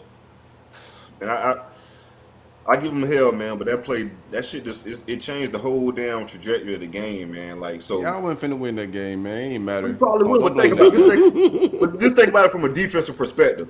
Harlan. Oh, my bad. I'm looking up. His real name is Ontario Wilson. I thought you froze, Larry. I know. I thought he did because this was funny, right? They lost by 3, right? We lost by 3. Did I do all this politicking about how we could have won? We lost, bro. Like nobody would talk about all this. Yes, we could have won if it was. No, I did not. Go review the film. No, I did not. So we had our podcast. You didn't talk about the game and the plays that happened. No. You didn't say once we got down X amount of points, I knew we were going to kind of lose, but Manny comes back. Yeah, we got to kind of talk about the nuances of the game a little bit. Right, bro. We got to talk about the game. God damn. No, but I'm not mad. I'm just saying you keep talking about we could have won. I never. No, I said that changed the game. That changed the game completely. Our game was changed the minute y'all jumped out, so I guess you're right. That's different. But no, I was giving you shit because I don't see. You gotta remember, I done heard this on No Cap, so we already visited this tapes. Yeah, whole thing. I think we forget sometimes too. Like everybody ain't paying that $5, so we still gotta rehash the game a little bit. And shout out to Will, my boy ain't paying way more than $5. Oh, yeah, man. If you going over 5, then we deserve it. We putting out great content, support the arts. Right, we giving Black Friday deals, to be honest. For sure. Yeah, 5 a Black Friday deal. But I do want to give a shout out to my favorite player, dog. Number 10. That's my guy on y'all team. I like him. I like his attitude.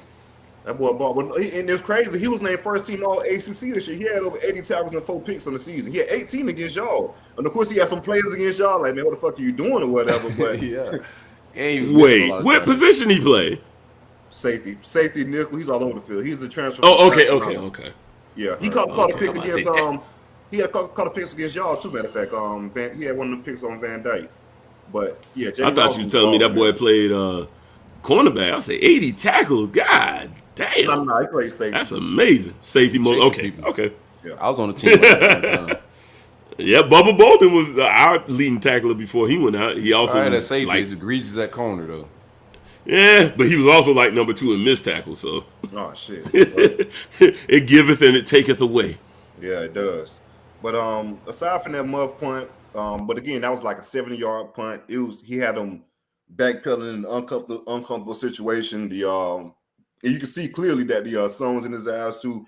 I just thought this was ran away from the period, because if you can't see that ball at all with the sun, don't even.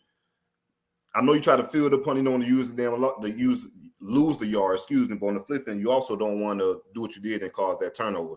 But even again, the defense buckled down on that drive also. Well, yeah, I don't think we scored that drive. No, y'all did. We got y'all that. Yeah, that's when Jermaine got that sack, got y'all to a 3rd and 21, but they folded and gave you the 3rd and 21. That's right. That's right. We hit my man Malik Davis. Mm-hmm. He ran through some shit. Like an 8-yard, right? For an 8-yard damn play, should have been tackled initially, but we made some guys miss. He made a great run. He broke a lot of tackles for a team that's eating Lunchables. Yeah, he did. No lie, eating Lunchables and Pop-Tarts, man. He definitely broke a lot of tackles. But yeah, that play changed the trajectory. Once y'all convert that 3rd down, we giving up points here. And then y'all really bullied us that 3rd quarter with that drive. Pierce, he had that run. Running with his helmet off, got the swamp going, all that type of bullshit. So yeah, man, once that happened, we could have just brought him right back out, right? That's what you think, Larry. And you see somebody just doing that type of shit, like, all right, he in the zone. Mm-hmm. Man, you got to come back and get the ball. He had 50 yards on that drive. I think he finished the game with like 56 or 58 yards. And come on, something crazy. Is this the Gator standard? Like every time somebody do good for y'all, sit him down. You think he the shit. You think he the shit. That's exactly that's Randy Shannon with Devin Hester when Devin was getting all the love. He told nah. You know what's funny? Quick sidebar. People forget that Devin Hester's story, but that's a thing. Yeah. He said that shit. Yeah, that's a thing. And if you watch like good players getting benched and they hooping like that, it's definitely that a thing. Shit really happens. Yeah, right. It could be. Yeah, absolutely. And somebody spoke. I think it was Antrell Roll was saying about how Randy was really good at mental games. But the thing is what if you play that game with the wrong guy? With the wrong guy. Hester brought the wrong guy. Antrell. Right. He was on that same team, and he was Randy's guy. So it's right. Yeah, but he benched him at first too. Yeah. So, it's like you got to know your guys, not just your method. That's a coach, though. That's a coach. And I think we had this conversation earlier. You can't. I guess the good model of a good coach is how you can't coach. How can I put this? You can't coach. Okay, it's my style of highway, and the players got to adapt. You got to adapt to the players and how they respond to you. That's the main thing about coaching, is getting the best out of the potential, right? So having my way or the highway, or you get going with it. Nah, let me see. I know what this kid here. I can't talk to him certain type of ways. I know I got to go. Or I got to reach him in another type of way. Let me figure out how I can do that. It's basically like parenting, man. No two kids. I was about to say it's like kids. Yeah, literally what it is, parenting. Yeah, right. Yeah. But this is my last take on the game. Then we can move on to other stuff. But I feel like the trenches was the difference. UF defensive line bullied our offensive line, and once and then Jermaine Johnson got put in the straitjacket. So. Man, no, he did not, man. That man has no, he did not, man. Let's get this right now. That man had 6 tackles in the sack, and that one pick that Emery threw with number 20 Kalen DeLoach. He pressured him into throwing that pick. That'd have been another sack. So nah, man. But Cox did ball though. Cox had 4 of them sacks. So for y'all to say that Jermaine got put in a straitjacket just because Cox had them damn 4 sacks, man, hell no. No. You know I got an agenda to push. He was Jalen Phillips that day. I feel you. No, not Jalen. Jalen wasn't Jalen. Damn, who we set the whole fucking year? Got 4 sacks against y'all. Real shit. Rosendo Greg, Rousseau. Rousseau had 4. Yeah, Rousseau had 4 against y'all. If Cox actually gave a shit, he probably got like 6, man. He just be taking plays off, like putting in the middle of plays. I seen that shit doing it. I remember what game that was. Was it the Georgia game? We saw that video where he kind of waved somebody else to make the play after he flooded. I forget what play it was, but just to see what you say, I see it in our game too. What he's been doing all year, kind of taking plays off and not going hard 100%. Yeah, I don't think it don't matter about the first round coming back. None of that shit. We got more production out of our Georgia guy than y'all did this season. Oh hell no! Get out of here, man. That game. The stats speak for themselves. Cox got more sacks than that boy. No, you don't. Yeah, you do. Look it up. Jermaine had 12 sacks. How many Cox had? I don't know. Look it up. But he got more. He got more sacks. He got more sacks and he coming back. He's slow. Nah, because I don't think stacks. actually equate to like NFL and all that stuff. Like they're gonna look at motor and all that shit. I'm pretty sure people in this camp are telling him, "Nah, you need to come back and work on a few things like motor wise and that type Quit of being shit." lazy. Yeah, man. That's another thing. That's a crazy thing to have to tell a kid. That's one thing, but man, that man had. Oh, they tied. They had 12. Cops had 12, really. 12 apiece. He got 4. He you know what I'm saying? He felt the pressure. He's like, I got to tighten up. Yeah, he's like, I got to get me some sacks, too. Man, I hate that whole line. Jermaine already know what time it You give that man 4 sacks. Jermaine know what time it is. And I hate Manny. He gave y'all confidence. Jermaine should know what time it was with Gene, because the Gene locked his ass up last year when he was at Georgia, so he should have knew the violence that was about to happen to him. Oh my God, y'all got to stop with these lies, bro. Oh my God. But no, once Love Taylor was out of the game, I feel like we had to start to do that propose against Jacksonville State, Brady Scott. That's gonna be a long day, and that defense line definitely bullied the offensive line, no lie. That's what it is. Y'all just blended the shit out of that segment. I don't know if you got something else. Oh yeah, no, we just talking the game and whatnot. Yeah, that's what we did for FSU and UM. We just Yeah. No, that's what I'm saying. Yeah, I didn't know the specifics. I do got some other like Gator stuff that I want to talk and whatnot. But we talk about you go ahead. I'm on. I want to ask you. Go. I want to ask you, CJ. What like you guys wanted the bowl game? I don't know. I forget what you had y'all projected at or what you wanted to win. Y'all don't get that. How you feel about just the Mike's momentum, the future of the program? Where you at with it? No, I like it though, man. I know 0-4, that shit was real rocky, and I was on the fence of like, man, I don't know not necessarily I don't know if he's gonna be the guy, if it's just gonna work in general with being 0-4. But to see those guys they never quit in any game. That's one of the staples that we've seen through these FSU teams. You look at the Willie teams that played against Florida. Once Florida kind of got up, we laid down. Even last year against UM, once UM got up, we laid down. Clemson, you see the dude laying in the stands. I mean, you see the fan in the stands reading the book with his shirt off. Any type of team with a post that was better than us, so to speak, we laid down. But you look at this season, the Clemson game, even though Clemson's kind of down this year, Clemson game, they kept fighting. Miami, they kept fighting, end up winning that game. UF kept fighting. So the wins and losses are big. No, don't get me twisted. Don't get it twisted. But how can I put this, man? I guess the small victories in regards to a rebuild. I feel like this team is on the right path. And just to kind of give what Mike is kind of going up against, like talent-wise, man, I saw this post earlier. FSU only have 3 players on the roster with a 95 rating or higher, 24/7 rating. That's basically a blue chip 4-star or higher. We only have 3 guys on our roster, and those 3 guys are Demore Tate, a cornerback who hasn't even played yet, Davion Johnson, the offensive lineman that came in with Jimbo, got pushed down the depth chart, and Akeem Dent. Now, granted, Akeem Dent, the second half of the season, he's been playing really great, but he hasn't lived up to that rating, so to speak, as of yet. He still has potential to do so. But just to give a glimpse of the rest of the country, Alabama has 44 players with that rating no more, Georgia 39, Clemson 24, Ohio State 35, and LSU 22. So, like, talent-wise, man, like, he's just at a bad deficiency. That's why he went to the portal so hard last year and going to the portal so hard this year. So if they continue the progress on the recruiting trail, I feel like Mike could do the job, man. I really do.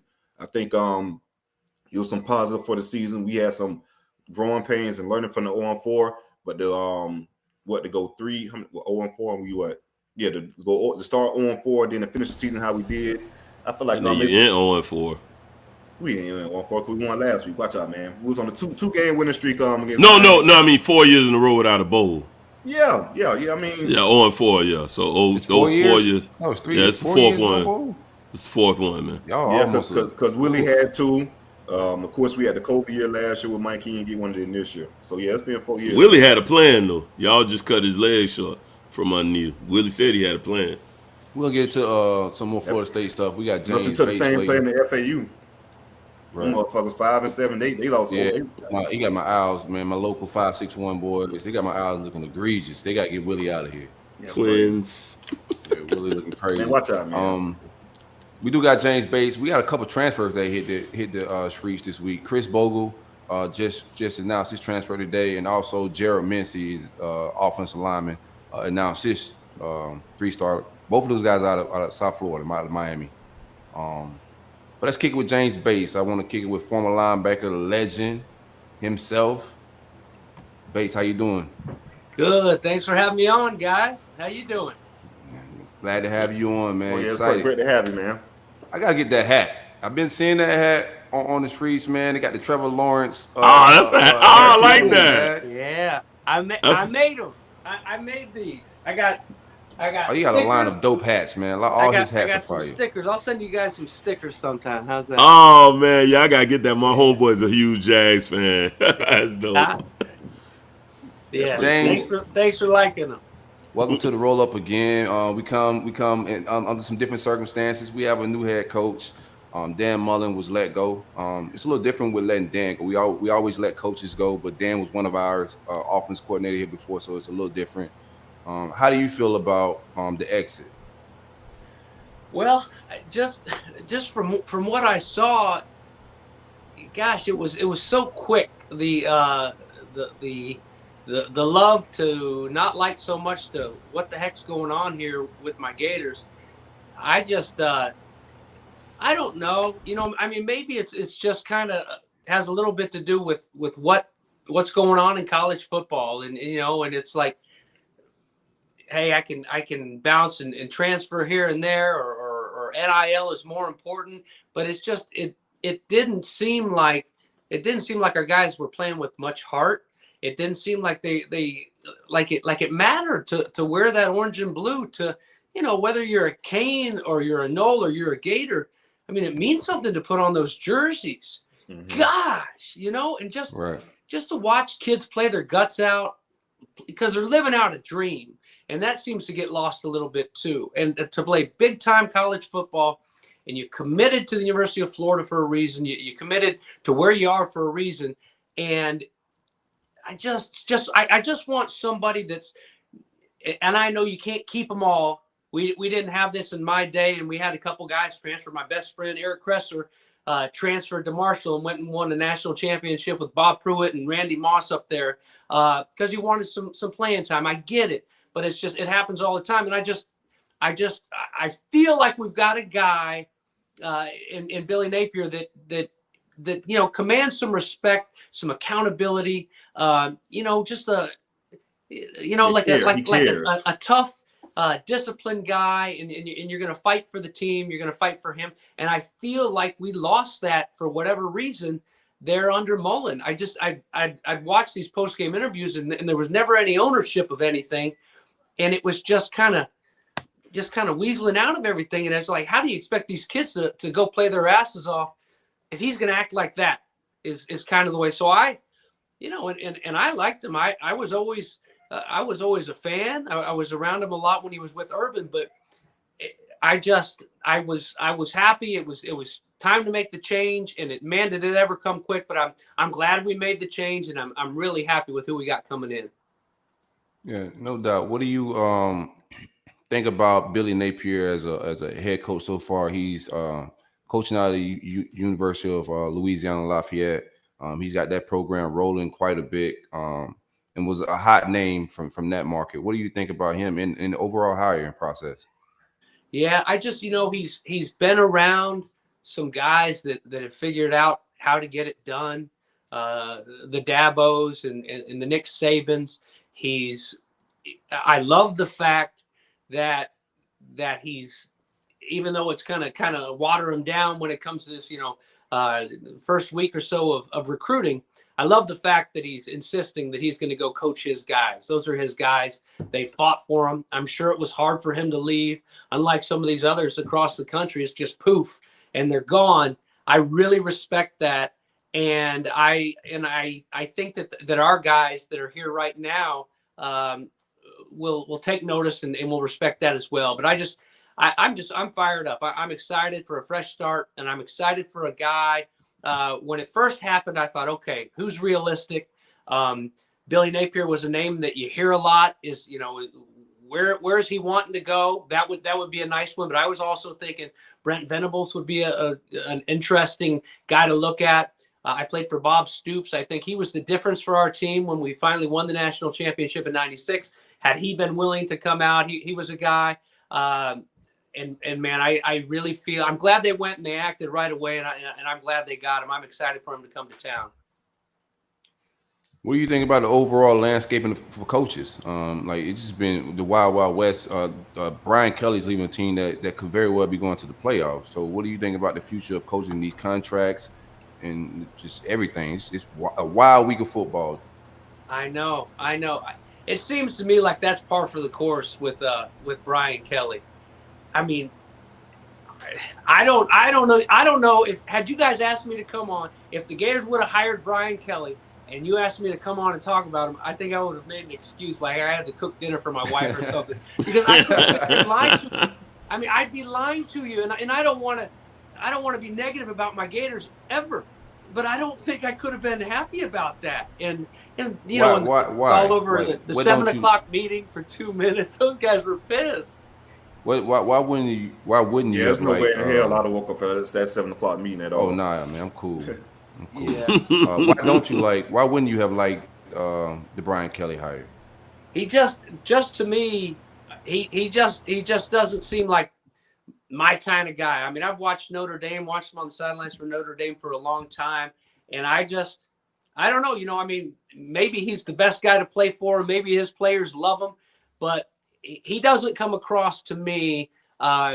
You get a lot of pointing the fingers, and he doesn't come across to me like a guy I would have loved to have played for, and I would have, you know, given my all for. You know, and I'm a big Coach O fan, and I get it. If you're, you know, you're expecting to win championships, everybody's entitled to the national championship. So if you feel like you need to move on, you feel like you need to move on. But it just, for me to look at that program and to go from a guy who was as good a fit as any college football team would ever have, and to a guy who's really looks like a fish out of water, is just it's quite a contrast there. You spoke earlier. I don't know if you guys got questions on, but you spoke earlier about like the guys playing like they didn't really care a whole lot. Do you factor NIL into that at all?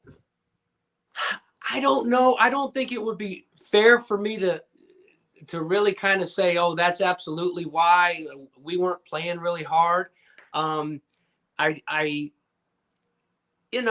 think that it's there's no turning back on any of that. I like the fact that these guys can make some money. I just, you know, and I wonder too if there should be at times more incentive-based NIL deals out there. Manny Diaz, I had Miami at Duke last week was my last game. And I asked him on our conference call, I said, you know, is that illegal in any way, Coach? Because they had the broad stroke. Didn't they have the broad stroke, the guy who paid everybody on the team, right, for the Canes? The MMA guy, I believe. Yeah. So, I mean, and here's a team in Miami, as you guys know, they've struggled come bowl season. They've lost their studs. I get that. But then, you know, does anybody really want to go fight and win? Bowl games used to be awesome. When I was little, man, hey, we're playing Texas A&M. This will be really cool. And in any bowl game, even the crappy ones, the Weed Eater Bowl. I mean, it was just cool to watch bowl games. And now I just feel like not as many people care, including the players. But what if some booster with some company said, all right, here's the deal. You guys go win this bowl game, and everybody gets $500. You're all signing this NIL deal, and is there a rule against that? Can they? I like that idea. Can it be incentive based? It makes it interesting. It could be, and that's the thing outside of the school paying the guys. I guess it's just their lightness, so to speak. It's that ballpark is pretty much is wide open, wide range of things it could be. Yeah, that's why I think. I think that's where people kind of get a little bit, misconstrued a little bit with the NIL stuff is, yeah, it's all good unless you're not playing good. So if the NIL to me would be incentive to play well. However, Ed Reed said it like, you got to play for your team and you'll stand out. Yeah. So I think that's where you see, like you were speaking on, where you might have felt like the team would have been a little bit disconnected. Guys that were a part of great teams like you were understand, look, if I just play for the team, that stuff takes care of itself on the back end. You do what you're supposed to do, and and it'll take care of itself. So I think that gets a bit of a bad rap. I think, good coaches are going to come together and just get guys to rally behind the logo, the team, and you're going to shine when you're going to shine. So, that's just my little take on the NIL, because I know it gets a little knock, but you're not going to shine if you're not doing well. No one's going to sign up for you, especially after this first year, if you're not performing. Right. And if, and if you got a good heart, and if you're playing, with your heart, and if you're a good dude, I mean, at the end of the day, a good dude is a good dude is a good dude. And if somebody came and wanted to give Ike Hilliard a Mercedes to go and catch a few balls, I would be so fired up for him, because he's such a good guy, and these good guys is like, man, go get yours. Congratulations, man. When your boys are like balling in more ways than one, that's exciting. And fortunately, like we had a lot of good guys on those teams, but there are plenty of turds out there too. And imagine you got a guy that's like the king of the turds on your team, and he's getting paid a lot of money and not really busting his butt. I can see where that would there would create some division in the locker room. Bates, you cover some Miami games this year. What do you see from the Miami program? And Manny's kind of hanging in the balances a little bit, but what's your overall perspective of the Miami program? Man, it was fun to do those Miami games. I had a good time. TVD, I mean, he's obviously a special quarterback. He had a lot of weapons there around him, which made it so nice. I mean, and the fact that they had guys, Charleston Rambo especially, but a few others that defenses feared that they can run by you. It opens up so much when you have to respect the speed that they had at the wide receiver position this year. And then to have Rooster back there running the football the way he was, to have that nice balanced attack, and then a quarterback who was ready. It wasn't, there was no maybe to it. And an offensive line that I think played really well for him. And that's a team that didn't quit, didn't give up. And hats off to Manny and Rhett and that coaching staff for having them fight, because everybody was down on them in a big way there early. And then defensively, those safeties, man, that's scary. Those guys, I hated my last game. I had Miami, I guess, 3 times this year. And I hated selfish reasons. I wish that I would have gotten to see James Williams there live one more time, because man, he's special. Those safeties are special. And hey, I love being a Floridian. I moved here in '92 from Tennessee and really have lived here ever since. And I love the Sunshine State. Keep my state out your mouth. And that includes Florida State and Miami. I love it that everybody loves to hate on Florida. I hate that we're down this year, and I want my Gators to always win, but I feel like college football is better and more exciting when the Gators and the Canes and the Noles are the gossip. I really believe that. And I think that Miami is going to be scary good here the next couple of years. That's all I need to hear. I don't think Mike Norvell. Manny Diaz leading the right, Bates. I don't know. I don't. I like Manny Diaz, and I'm not down there, and it's a different world down there. My dad. Oh yeah, for sure. Down he's crazy. So I've listened to the talk radio down there enough to know what it's like down there. All I know is all I know, and I know those guys have played hard for Manny, and I know that Manny Diaz has always been really good to me. And I would fight for him. So I don't want to run him out of town. I would be happy if I looked down there and saw Manny Diaz was still around next year. That's for dang sure. I bet you would as a Gator. I want to get your I heard Silk have a little slick little comment. So I want to get your opinion on Mike Norvell. Mike Norvell, I think he's a good fit, and I think that's another team that hasn't given up. And I unfortunately I didn't have him at all this year. I love getting those in-state games. I didn't have any FSU games this year, but I think he's a really good fit, and I think that he kind of weathered the storm, and his team did as well for him, and continued to fight for him as well. So I think that I mean, I don't know what he's doing on the recruiting trail. I don't know all this, but I think that he's a really good coach. And what he's done before there, and the fact that he got him to continue to fight was big. No doubt. What do you? I got just a couple more questions. We get up out of here. Christian Robinson ended up calling the calls and DCing a little bit. I don't think he did a terrible job for a guy that's only been a P5 coach for a few years. But overall, what do you think about the maturation of the linebacker room, you being a former linebacker?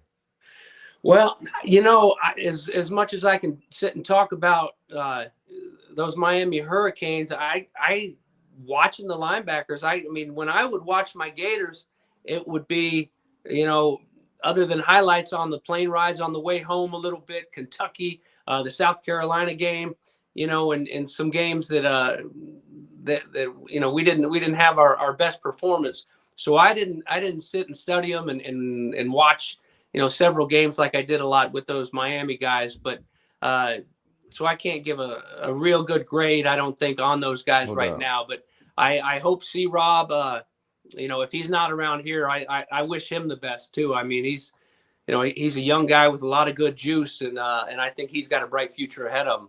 No doubt. He's a young pup, man. He's definitely going to be a name we're going to hear from for years.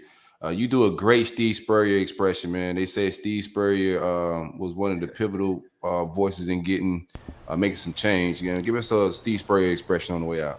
All right. Shoot. Well, maybe one of my favorite head ball coach stories, Steve Spurrier and Bob Stoops. And this is Stoops that tells this story, guys. And so, back in the day when Tennessee and Florida that was it. Whoever won that game was going to win the SEC, and it was early in the season, and we always had a bye week before we played Tennessee. And Stoops tells the story that the bye week before Tennessee, 96, my senior year, Spurrier made all the coaches and their wives go over to Crescent Beach, go hang out at the beach on the off week. So Stoops and Spurrier are out floating in the ocean on these little inner tubes. And Spurrier, and those Tennessee coaches, we had gotten the best of them, I guess, at that point, 3 or 4 years in a row. Spurrier looks over at Stoops and says, "Stoopsy, think those Tennessee coaches are out floating in the ocean right now?" Man. They were sweating trying to figure out a way to beat the Gators. You guys are using the F word too much. An occasional hell-dammer shit's all right. Just don't use that F word. You can drink a few beers and be a Gator, but you can't smoke pot. Our guy. That's my favorite coach of all time in college, man. I love old ball coach, man. He's one of a kind. He's one of a kind, man. And we got spoiled in a big way because not only were we kicking everybody's butts, but we were being entertained at the same time. Right. Hold on 1 second before you let me go. I got to say I got you. The old ball coach. Base is the best, bro. Yeah, what you got there? I made these visors in honor Go. Oh, nice. That's dope. That's dope. Nobody make better hats than Base, man. Right. Base, hey, he guys, makes some thanks unique for stuff. having me on. Right, Thanks for coming on. I'm definitely getting that Jags hat for my boy, man. Right. I got to get that one. BatesyPaint.com. I got you. All right, man. Thanks Appreciate it. Guys, Appreciate it. Take care. You as well. Legendary James Bates. Fun dude, man. Always a good time. TJ, you want to finish up your Florida State? I got my transfers out of there. We can get my takes on the transfers. I think Bogle leaving is a big loss. Brent Cox announced that he was coming back. DN is a spot weak side defensive end is a spot that we have recruited well at, but you just need quality depth in the SEC, injury wise, attrition, and a whole lot of other stuff, just reps, being able to just churn and cycle guys. So that is a big loss. I don't think that's a guy we probably get back in the fold. I don't think it has to do with the staff. I think he just wants to be more reps. I don't think it's a coincidence that him and Cox both made that announcement. Jared Minson caught me by surprise a little bit, but it didn't. Hevesy was a tough guy to be a player for, to be coached under. I know a lot of guys wasn't feeling that. So, I mean, a lot of these guys want to shop around and just see what other opportunities are out there, see who recruits them. And the new staff coming in, we're going to have to come in and recruit guys back in the fold. That's what college football is these days, but we got to recruit it. Well, you let Chris know. I know a spot where he can get some burn at the end. Shit, right. Yeah, Tallahassee. for Manny. As long as y'all got Manny, I don't mind sending him down there. I pack his ass. Nah, he can come to Tallahassee, man. See what the defensive player of the year just did. Oh yeah, Gene about to leave, so he might go. Okay, well, we had 3 guys get drafted off of that line, so we'll see. Also, 2 in the first round. Oh, we Last had year. one. Go We through had my 2. recruiting We had notes. 2 Go ahead. beings go last year. We had 2 go this year, so it's nothing. First round? We had 1 go first round, 4 overall. Oh, we had 2. I ain't Okay. gonna do my draft flex on y'all right now, man. 2 in the first. That's all. Well, go ahead, Brother Silk. Go ahead, man. Well, no. I think CJ finna want to get into. TJ got recruiting news. They ain't not bowling, so they got a lot of shit to do. Yeah, y'all got that all time. Hit the trail, baby. Let's go. Nah, but I like your strategy. We about to go out there in the ocean like Batesy and or Streets and I ain't gonna be long in this though, fellas. But man, watch out.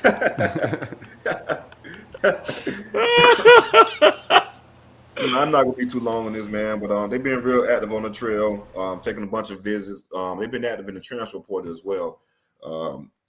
Micah Pittman, transfer receiver from Oregon, just announced that he's going to take an official visit to FSU next weekend.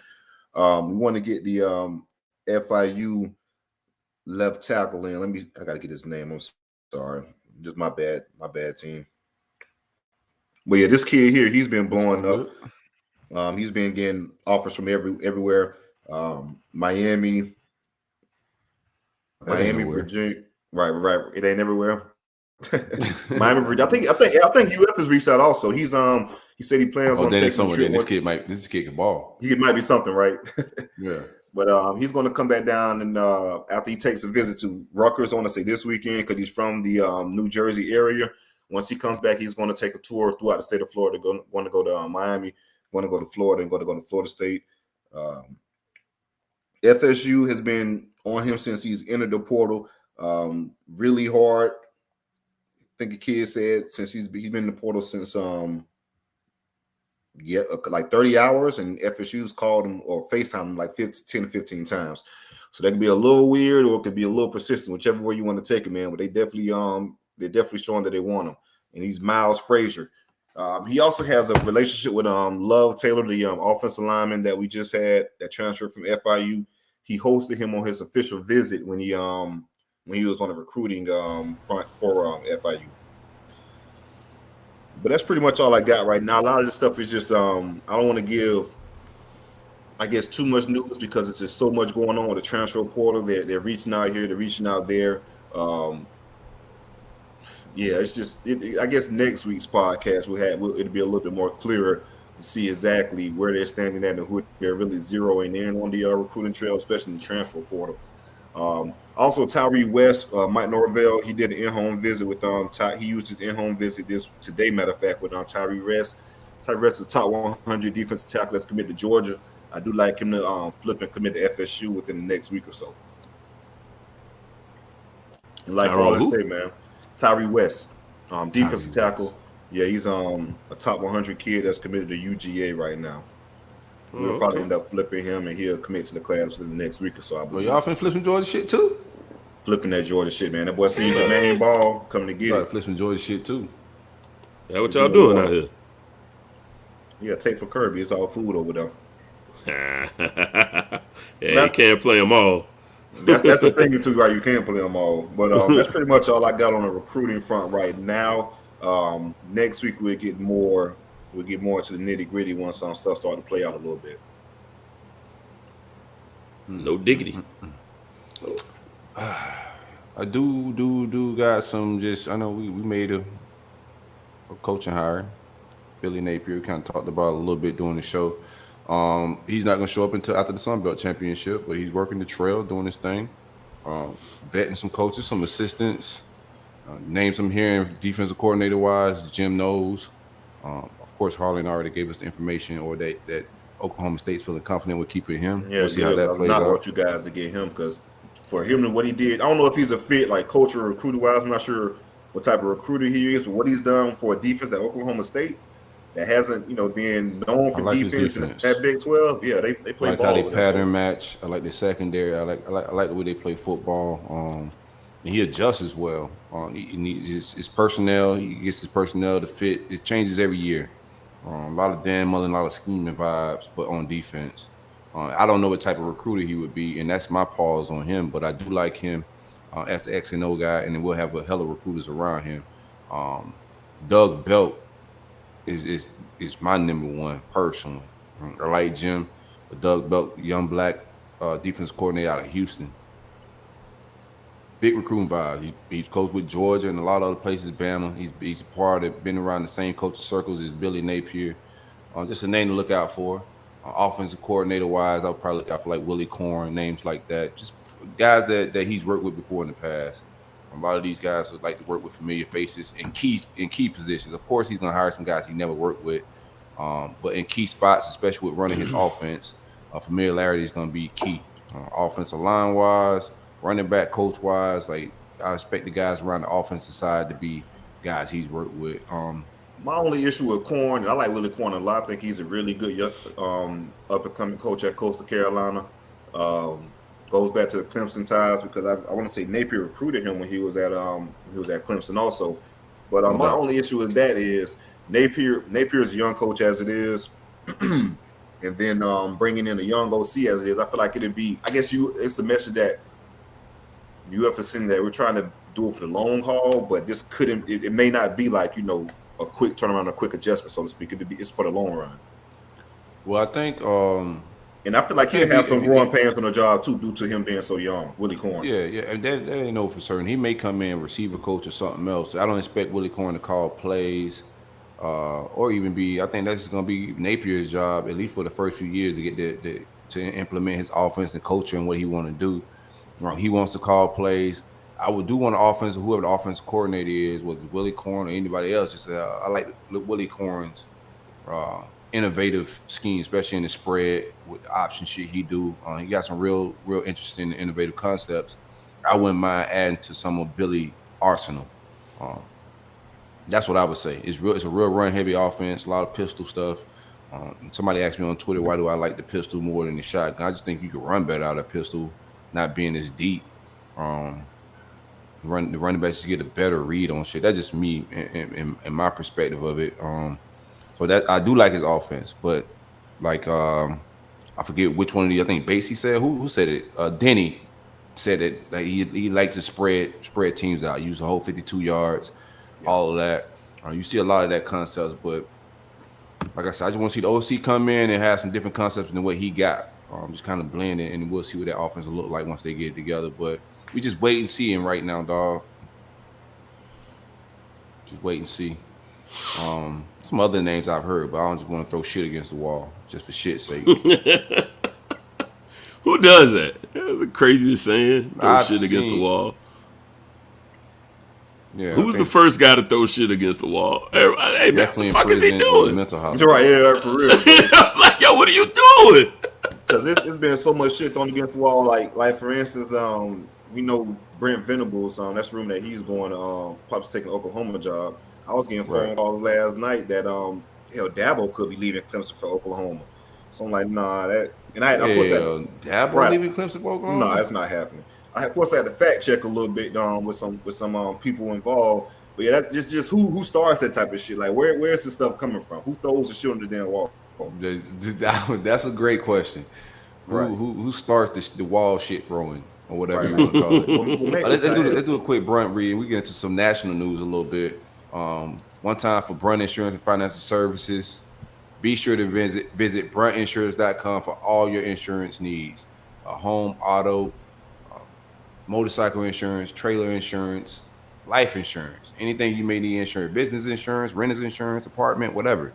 Brunt Insurance got you. Bruntinsurance.com or 954-589-2204. Greg is the best of the best with customer service. He's going to handle that process from the rooter to the tutor. Your big coverage. Yeah. That's from the head to toe. Head to toe. Head to toe, baby. Oh, man. Hey, Basie, you got to get at me, bro, because I just went shopping, and you're going to show me that GOAT visor, and it's gone. So you got to it's sold out already. He ain't going to tell you that, but you got to, when he drop it, you got to go get like a Jordan release. You got to run to it because these fans buy that shit up quick. I could almost wear that visor. I was going to get it for my boy.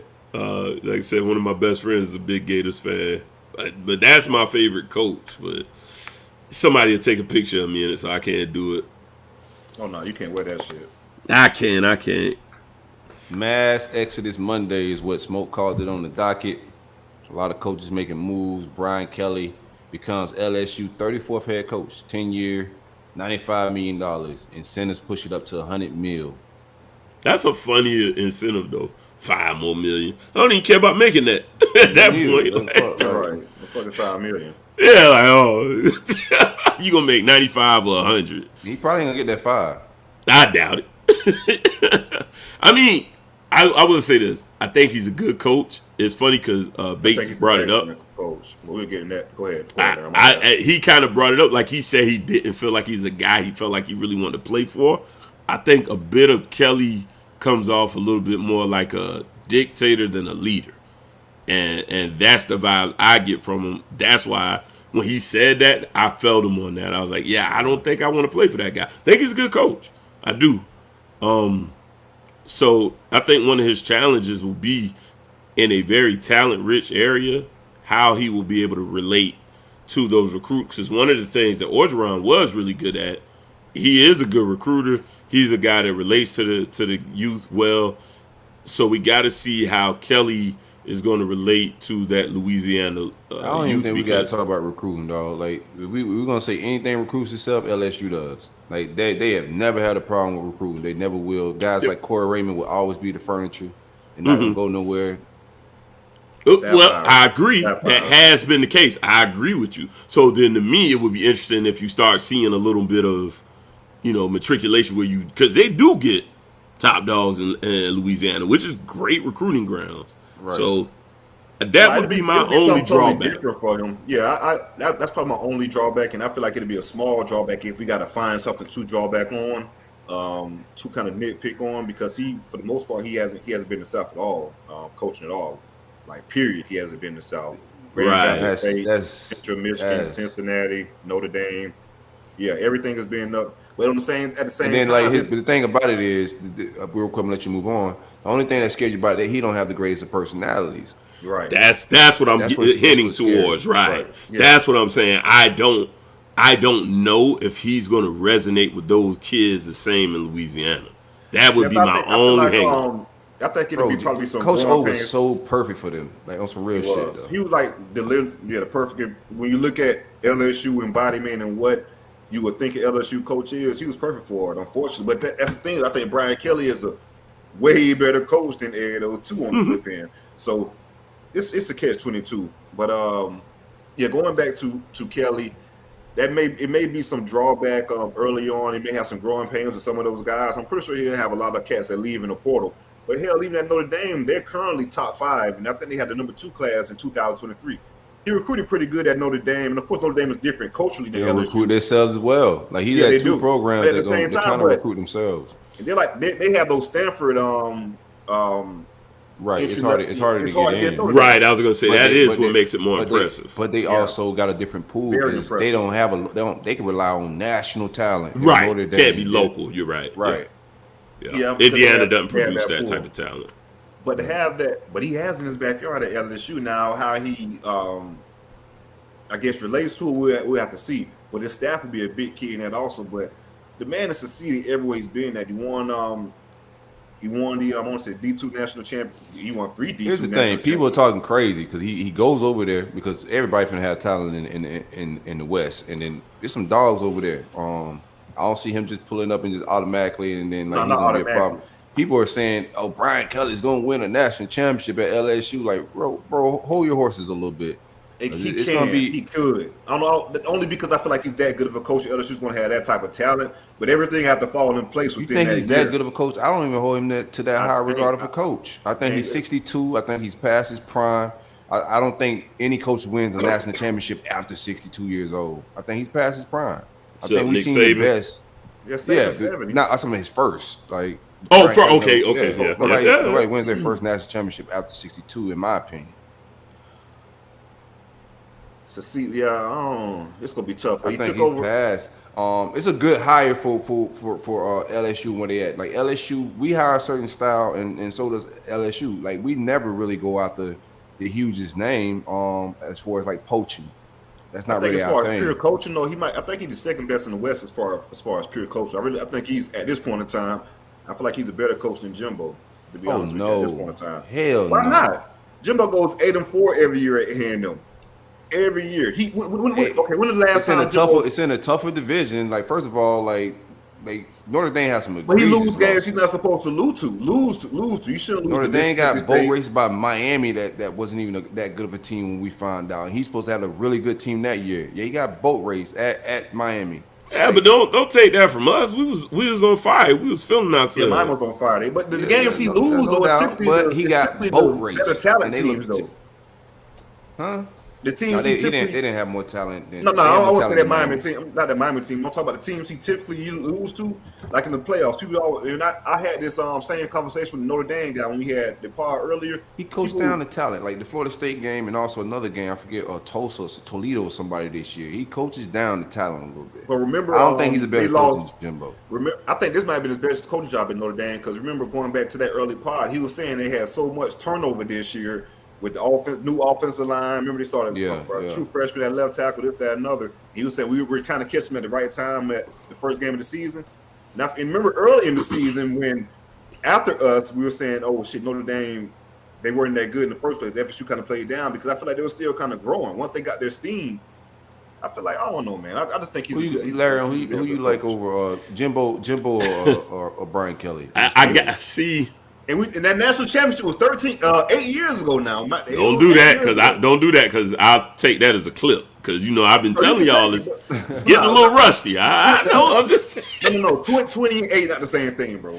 But, it was a one-off. Let's not go down that road. But anyway, you know what I'm saying? Like we look at Jimbo, what he did those years at FSU. Mm-hmm. Like, bro, like he ain't that same Jimbo no more, man. I'll say this because I've been teeter-tottering on this as y'all both been speaking on it. It's tough, but I will give Kelly the slight edge. I do think Kelly's a defensive guy, right? Was that supposed to be his route? He's offense. I thought he was supposed to be an offensive guy. Yeah, he's offense. He's offensive. Yeah, he's offense. I'm getting him mixed up with Patterson. His offense has been a tad bit offensive because his QBs haven't been up to par. That's probably been his biggest deficiency, which ironically has been the LSU's biggest deficiency. But no, the cone, I don't know, man, because the cone quarterback we played this year, he had a pretty damn good year. What's his quarterback tree? Yeah, that's not good. Yeah, that's what I was gonna say, and that's ironic because that's the same problem LSU's had over these years. Like Joe Burrow comes in, what happens? They win it all. Right. Outside of that, they've always been super talented every other area of the field. Not always, but let's say at least over the last 15 years, LSU has definitely been one of the more talented teams outside of that position. Notre Dame that could get that's had like some of the top quarterbacks in the country at his disposal. Like his quarterback tree is horrendous. Yeah, they look good on paper. You're right, but then once you get them there, Ian Book, where's he now? And one of them came. Who got Zaire? Everett go. Zaire. Come on, man. He did a transfer edit. I hated that. I'm glad you brought up Everett Golson. So even going back to he almost came to Tallahassee in 2014 and whooped our ass with Everett Golson. Yeah. He gets something out of nothing. It's a tough call. That is a tough call. Those be hot like big time recruits when he get them though. See, because CJ. Now I was gonna say, you took. Go ahead. I was gonna say you kind of took because I'm not super huge on like championships. I kind of look at what you do with what you got, and that's where I kind of is so fucking hard though, bro. Like people. It is hard. It's hard. However, when you look at like what Jimbo won with, excellent team, tremendous talent, first round pick at quarterback, a lot of guys that are that made it to the league, several that are still in the league, from that 2013 team. So it's a tough call, man. To me, it's damn near a toss up, to be honest with you. Well, no, like, if you would ask me this question 6 years ago or whatever, it'd have been Jimbo, no question, without a doubt. But man, I would take Jimbo over. I think Jimbo's a better recruiter, bro. I think he's a better offensive play caller. I think he's a better quarterback coach. Jimbo's a dog recruiter, but then I would take Jimbo as a recruiter, but at the same time, I can't knock Kelly for Notre Dame for recruiting at Notre Dame because of those restrictions. He recruited pretty damn good at Notre Dame. Tougher situation. But I do agree with you saying that Jimbo was a better. I feel like, and Jimbo got that personality, the vibe in the South. Yeah, he does. Jimbo one of the guys, bro. It's just like a lot of things. I just don't feel it. We'll see how it all plays out. Who else, man? Coaching. Yeah, because Jimbo definitely coaches down the Lincoln Riley. That's one of our issues. Link, and it's so funny. I listened to our last week's show, and we was like today, right, while I was at work. Yeah, everybody's like, LSU. But no, we were saying he ain't going nowhere, right? We said USC. We couldn't figure out what was going on, like why nobody was taking it. The next thing you know, it's Lincoln Riley. But nah, I still think they missed on some people because it came down. The reports were saying that at the last minute he chose USC over LSU, so it was Lincoln Riley to LSU for real. Oh, then he switched to USC at the last minute. The USC came in with a bigger, better deal, but it was LSU. Okay. Oh, okay. Well, I mean, so no, I'm just kind of pointing to the irony that we were like, what's going on in USC? Yeah, no shit. It's like that's funny, like because we were confused though. Legitimately, like it can't be that bad a job. Like I still think it's a talent-rich area. We've said several times on this show, we think they do care about being good at football. Just hasn't quite panned out. And I think it might have been you, Sook. I think one of us said like we might have said like Lincoln Riley wasn't leaving that situation. Over the difference 7 days makes. We were saying the Essex. We was thinking that he wanted to be in the goddamn SEC. No, it was LSU, and I was saying you're right. I didn't foresee him going. I didn't think Lincoln would go to LSU. Right. Yeah, I think you said you didn't think he would go there. Right. I like it. I like it, man. I think it's a great hire for USC. Look at the ripple effect already.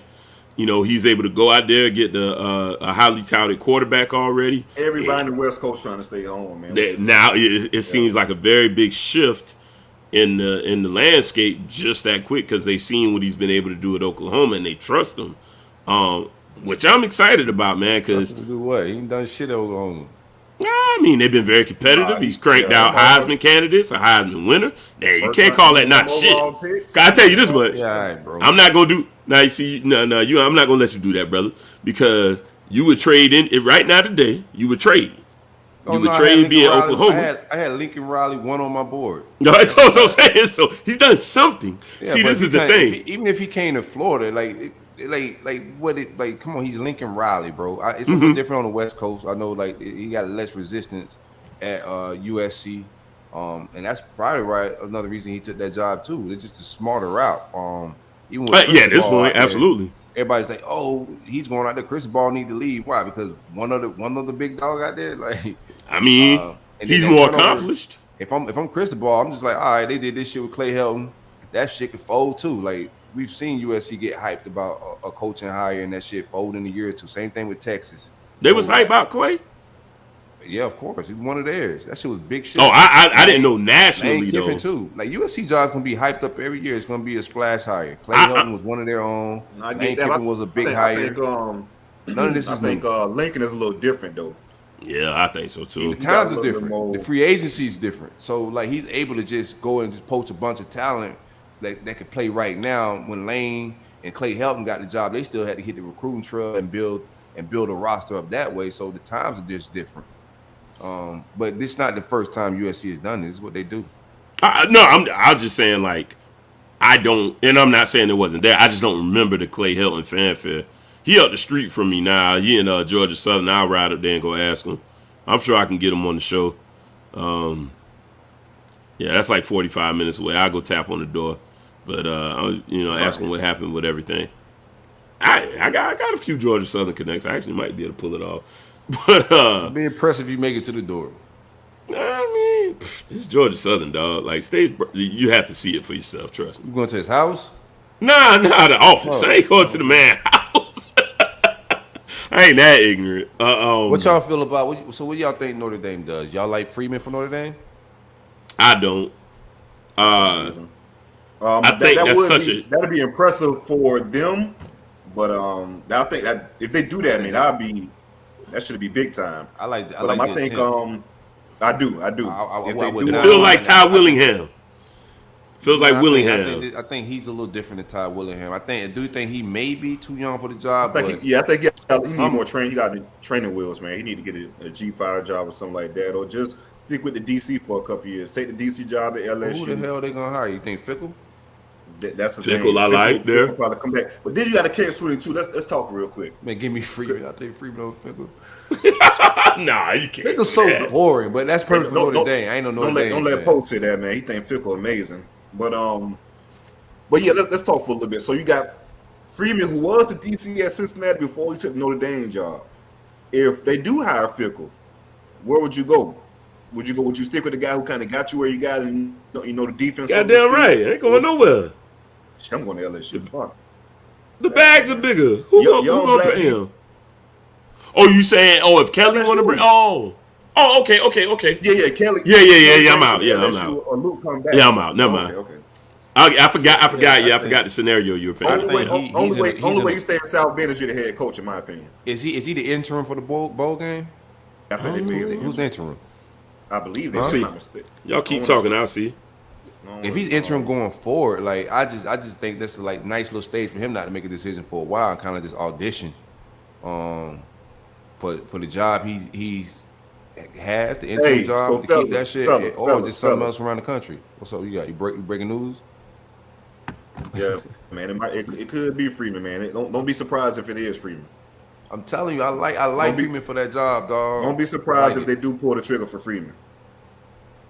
Don't be surprised. They talking about the fans is giving support, but fans be wrong all the time, dog. I like that. I wouldn't mind that hire, bro. I think he's a young, talented guy. It could be too early. I do say that. I do think that. I would say it may be too early, but he's still gonna be auditioning for this shit. Like I said, like he got another game. See what's up. They said, let's see, Notre Dame hasn't named the interim. Brian Kelly trying to bring Freeman and Tommy Reese to LSU.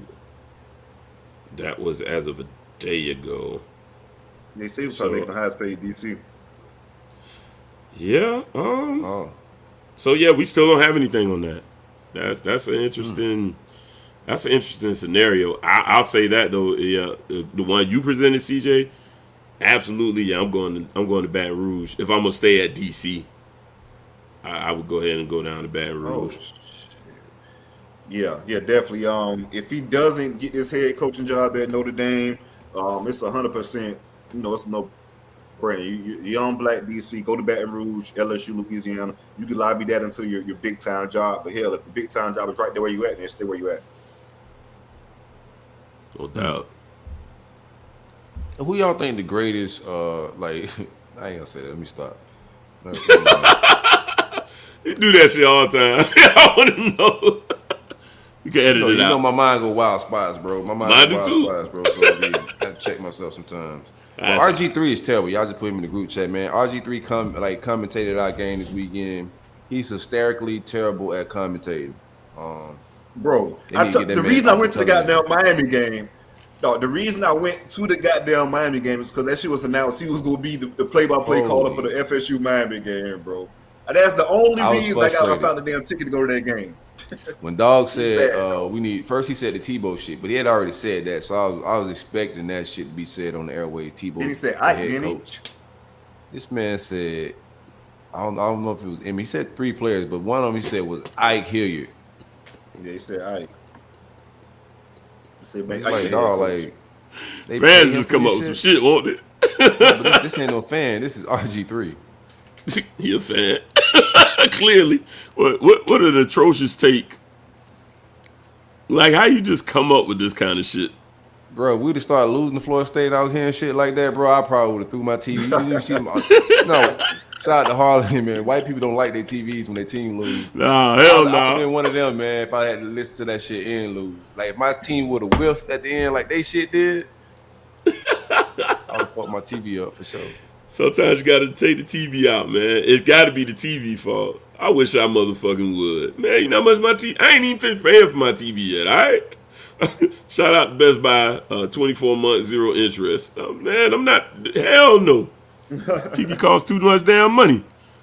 Talking about I'm going to throw it down because Miami's stinking it up again. You know that when we turn the TV on. Yeah, white folks do not care about TVs. Them TVs cost a lot of damn money, like you just said. I ain't blowing that money on the damn FSU game. Choose your killer, the TV destroyer or the jersey burner. Man, I'm gonna take the jersey burner because that's what the jersey's like $80, $100 if that. Yeah, TV man, you $5+. Yeah, he's unhinged. The TV man is completely unhinged. The jersey man thinks he's making some bold statement by burning his own property, and he wants to show, here, let me record. I'll never go to another game again. All right, who cares? But when a man will rip his own TV off the wall, punch it first. Usually punch it first, right? So they crack it, make sure it ain't worth nothing no more. Rip it off the wall. They take it. Right. And throw it at a family member because they team lost. The family members be laughing like nobody's upset. They know it's coming. Yeah, right. Yeah. They recording this shit, making all kind of man. I'm pissed. What the fuck you doing? Right. That TV cost $600. Yeah. I was happy as hell. What if it goes down different at somebody's black house? What y'all just about to say? What if a family member did that to your TV? It's gonna be a lot more furniture moving in that motherfucker. Not just the TV. You're gonna lose twice. Right. Oh, you getting shot? I ain't gonna kill you, cub, but I got to pop you in your calf or something. Cause you cannot take my TV, bro, and break it because the Canes lost again, dog. Don't do that, man. Keep your composure. It's just a game. I'd be out of a lot of TVs the last decade if I was about some shit like that. I can't imagine. That is not the life I'm gonna live. You gotta love yourself. Oklahoma looking at Venables. Is that a done deal? Not yet. It's been whispers and stuff. Yeah. Smoke got on the docket that Oklahoma is whispering at Cristobal, Josh Heupel, and Venables. I've heard all those names. I think Heupel's the more likely candidate.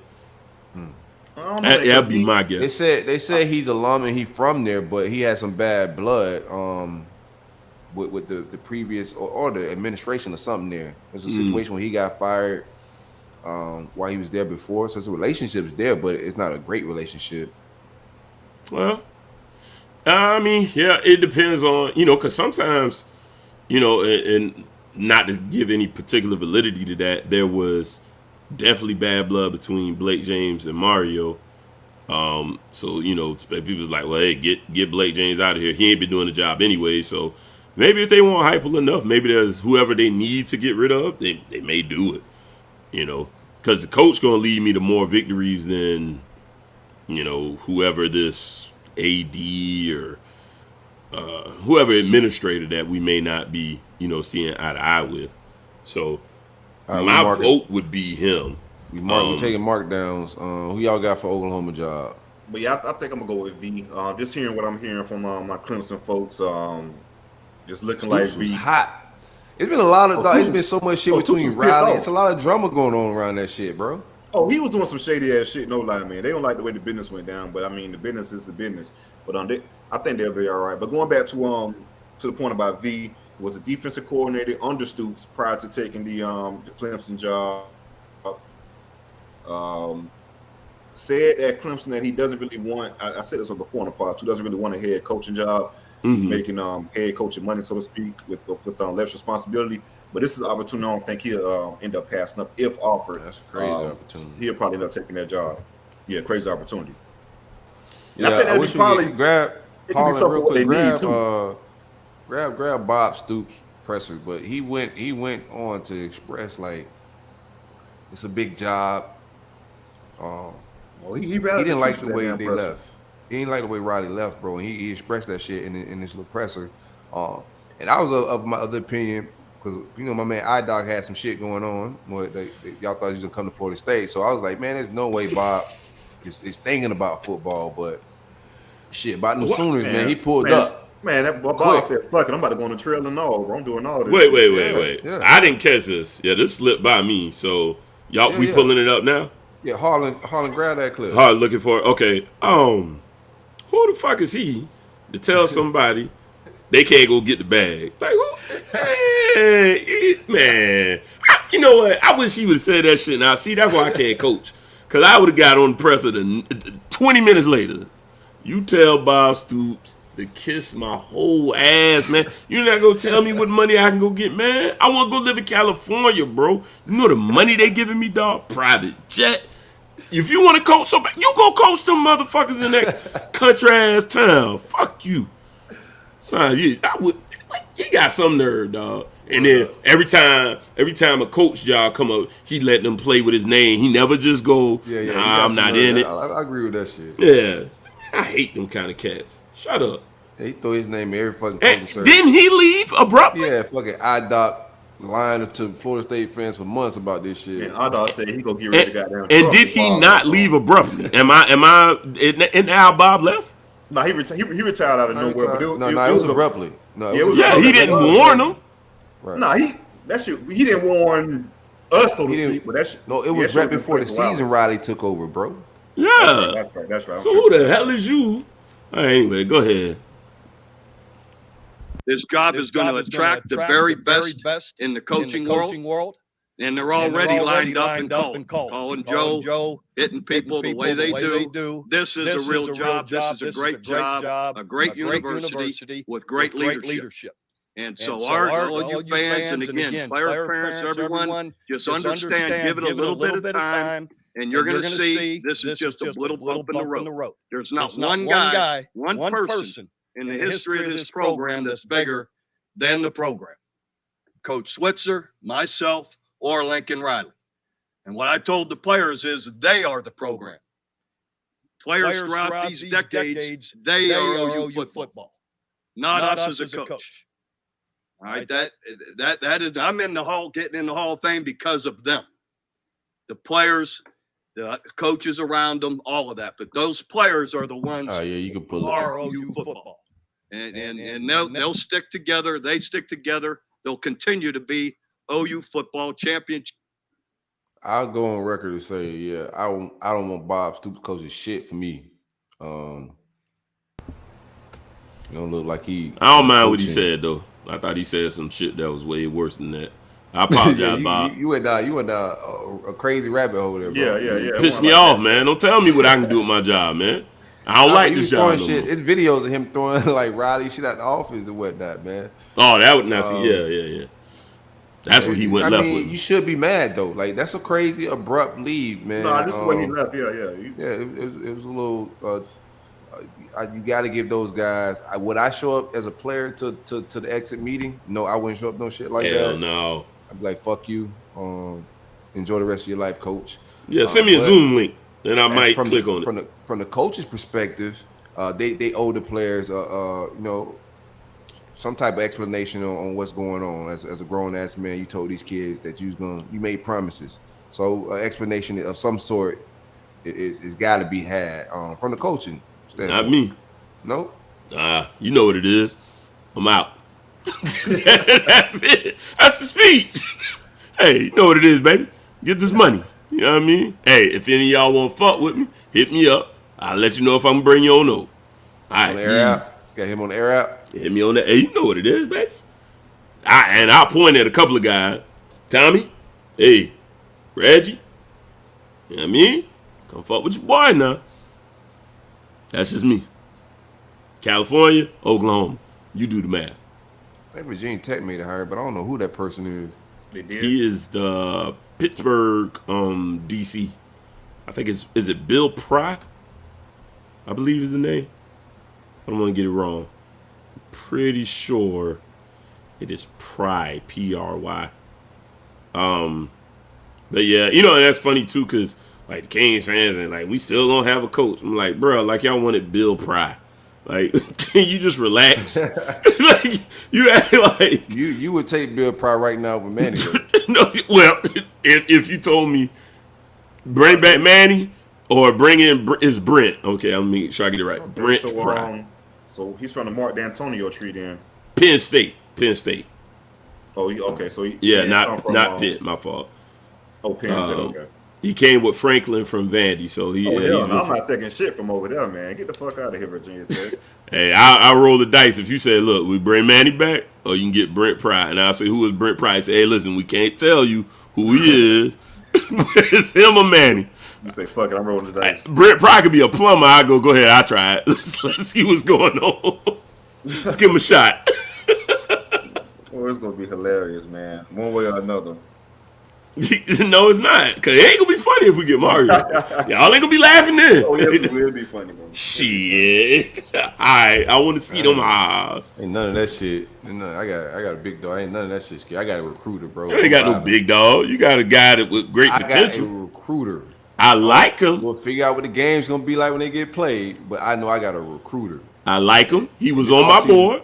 Off season is gonna be fun. He was on my board, so I refused to shit on Napier. But he's not a big dog. We're gonna see what he does. He's a big dog on the recruiting trail. That's a fact. Shit. Transfer portal is fucking booming, dog. Jahmyr Gibbs is one of the guys that hit it. I think he ends up at Georgia. Should have went there in the first damn place, though, man. Should have went to Georgia Tech in the first place. I think it'd be Ohio State, Bama, one of those damn type of teams. But why do you go to Georgia Tech in the first place? Like, why? For that type of guy at that, just for you to leave in a couple of years, man. Hey, Gibbs from Georgia. He's from Atlanta, I think. Yeah. Staying close to home, and then he probably thought that was a good idea at the time, and then you go, all right, this shit ain't, Happened to Miami all the time. We be saying the same shit. Who did that? Who left though? Who left? Who transferred? Yeah, that want to stay home. Noodles. D. Gervin. These the guys. Gervin. Hey man. These the guys. I go down a laundry list of them, bro. I can go to Marcus Forts. Man, all right, keep going, man. Okay. Marcus Forts. I'm just saying, if you want to go. Marcus was hurt. Now, but Marcus was hurt. It's a lot of guys, bro. Like it just happens. It's some guys that came. It's some guys that came to UF that ended up paying. Like Martez Ivy did it. CC Jefferson, 5 stars that came because they wouldn't come to Florida regardless, and that shit ain't panning out. It happens. Yeah, but it ain't because of the school. It just didn't pan out. Yeah. Wasn't like the logo made them bad. They just didn't pan out. Does. Oh shit! Shout out to the 561. Yeah. Sometimes. That was funny though, man. This shit been quite a week, man. So I've been having a great time trolling on the timeline. But the funniest shit was the food shit. That was great. Shout out to my man Diabate. Diabate went on the timeline. He brought some ammo to the timeline. Yeah. That was hilarious. Oh shit! I'm down for the good jokes, bro. I'm fucking hungry. Shit. God damn. It's another one that y'all ain't see. We was leaving that shit in group chats. Oh damn it! Oh, they called it. One of the players on the team called the bacon there. It was like wasn't real bacon, wasn't pork bacon. They was calling it Jamaican bacon. Like, what is this Jamaican bacon? Holy shit! Who the fuck was the damn nutritionist, man? That's crazy. I don't know. They were saying that Georgia posted out nutritionists too, man. Like Kirby was on some real. I ain't even letting them motherfuckers eat.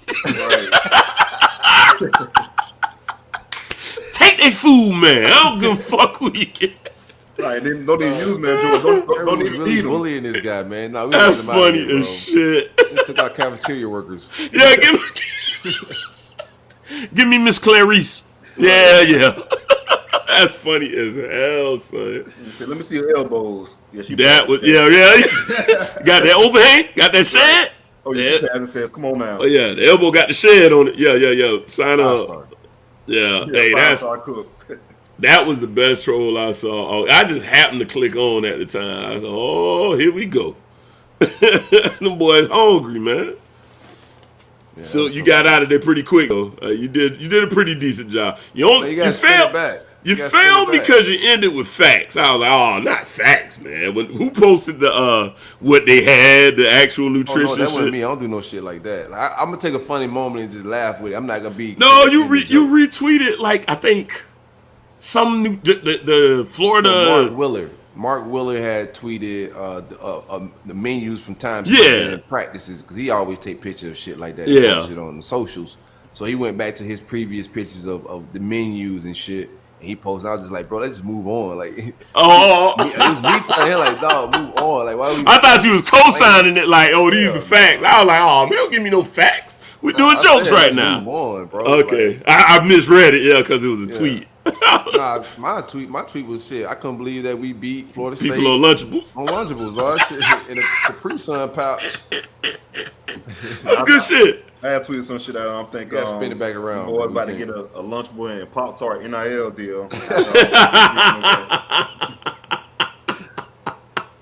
Oh shit, that's funny as hell, bro. But that's how I do, bro. You know how it is, man. When all this shit, like this ain't all this. This is what happens. All the dirt, whatever baggage.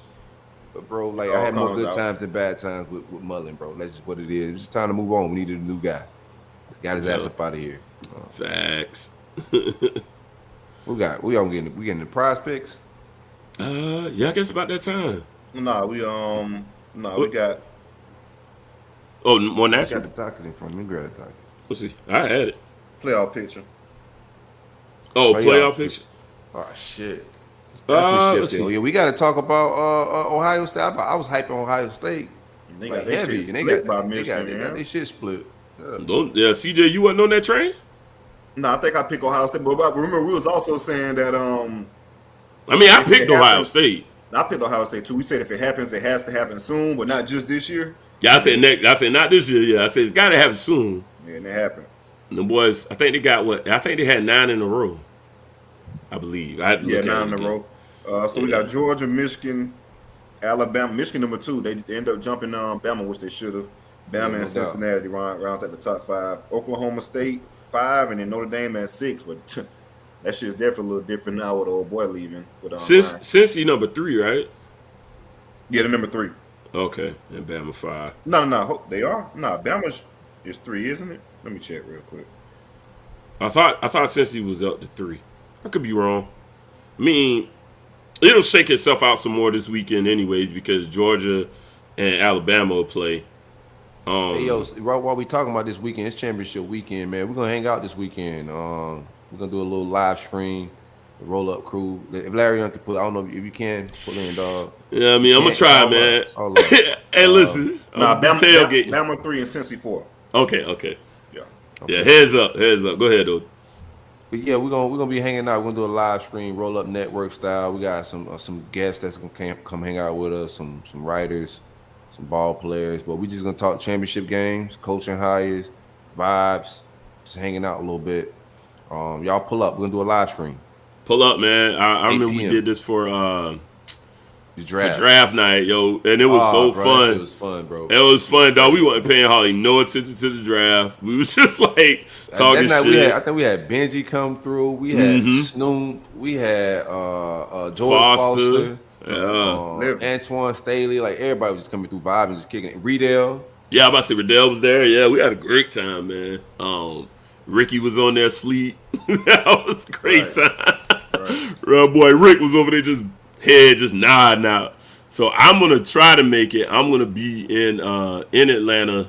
I got some free passes to that tailgate that I went to down in Jacksonville. So they gave us free passes there. So we're gonna go hang out.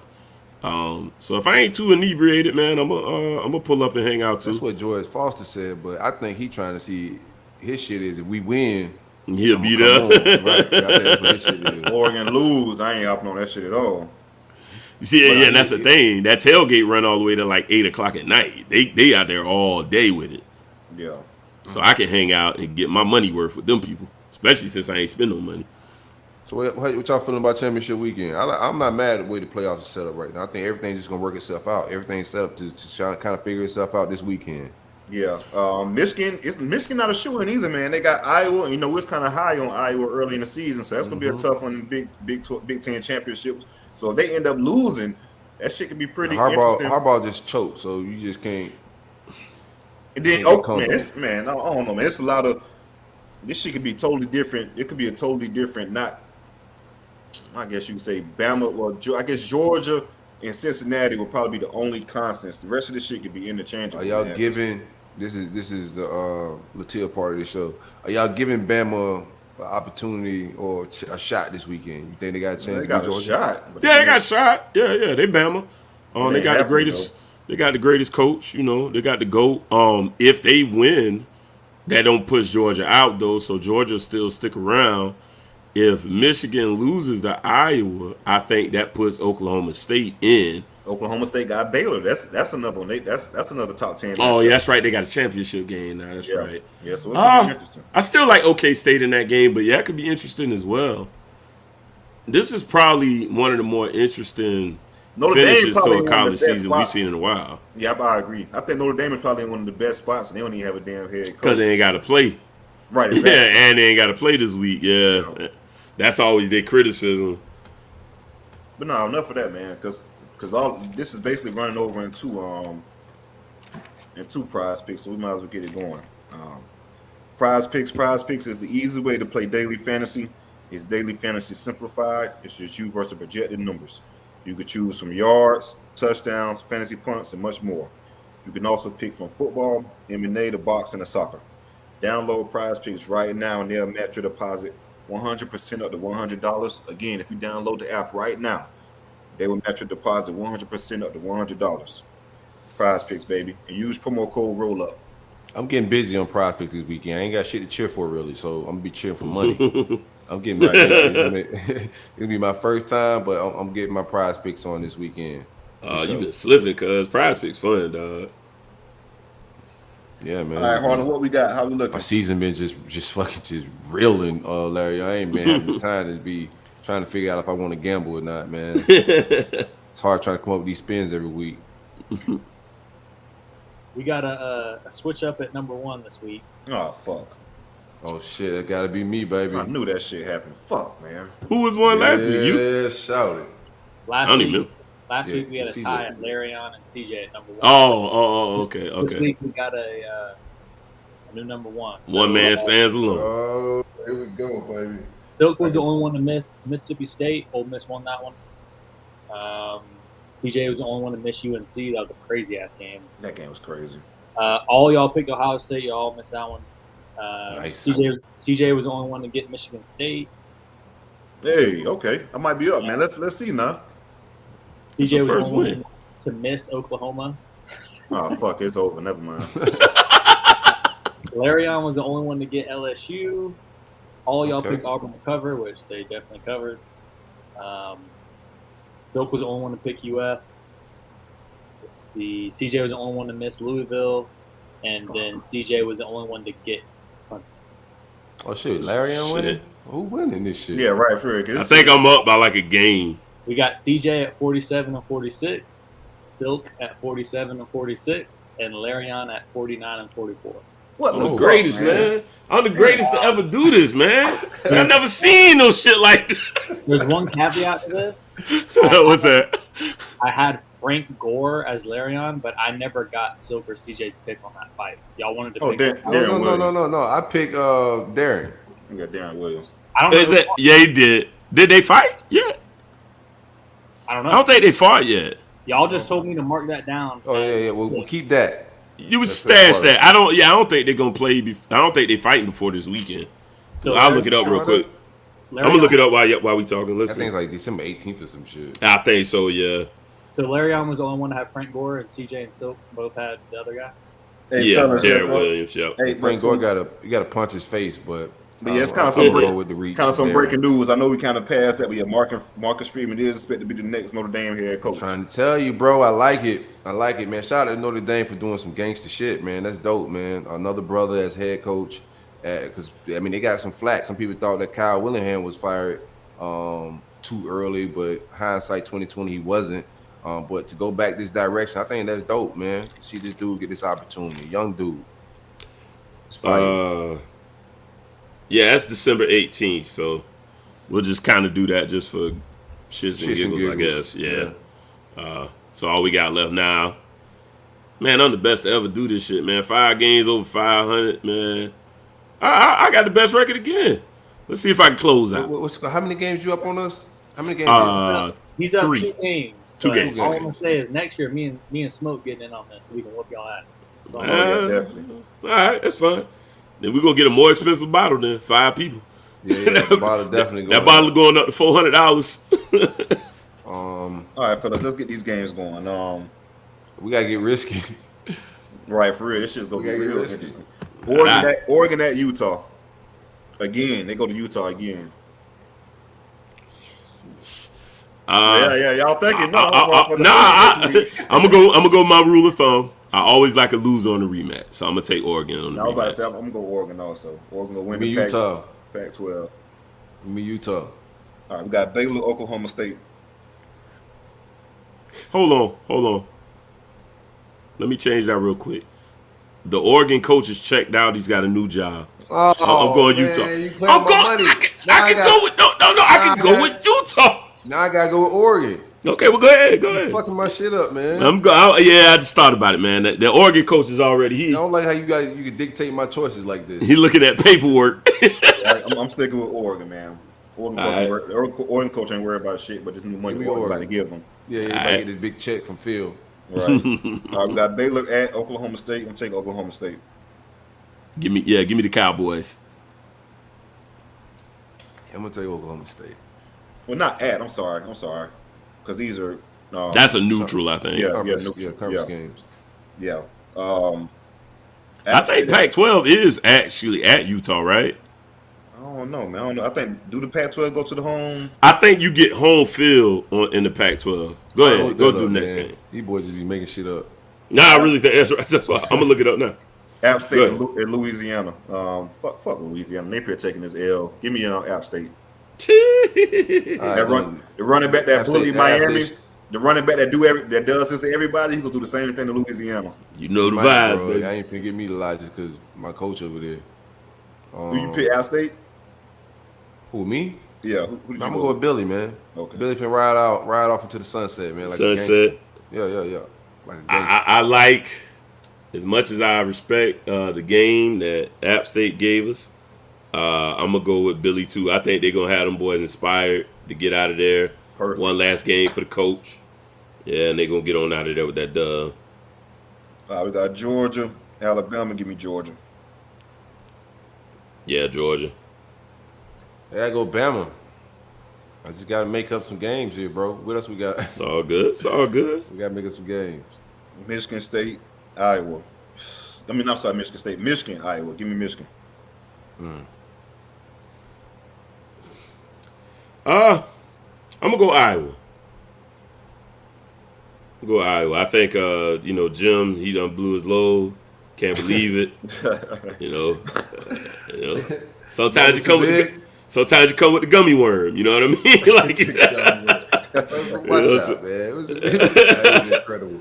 It's and by the way, that game is at Las Vegas Allegiant Stadium, so it's a neutral site. Okay. Yeah, it's a neutral site. That's interesting. I like that. I think it was home. What game we just saying? I didn't pick. Iowa and Michigan. Iowa, Michigan. All right, just give me Michigan. All right, we got Pitt, Wake Forest for the ACC championship. Man, I'm going Wake Forest, man.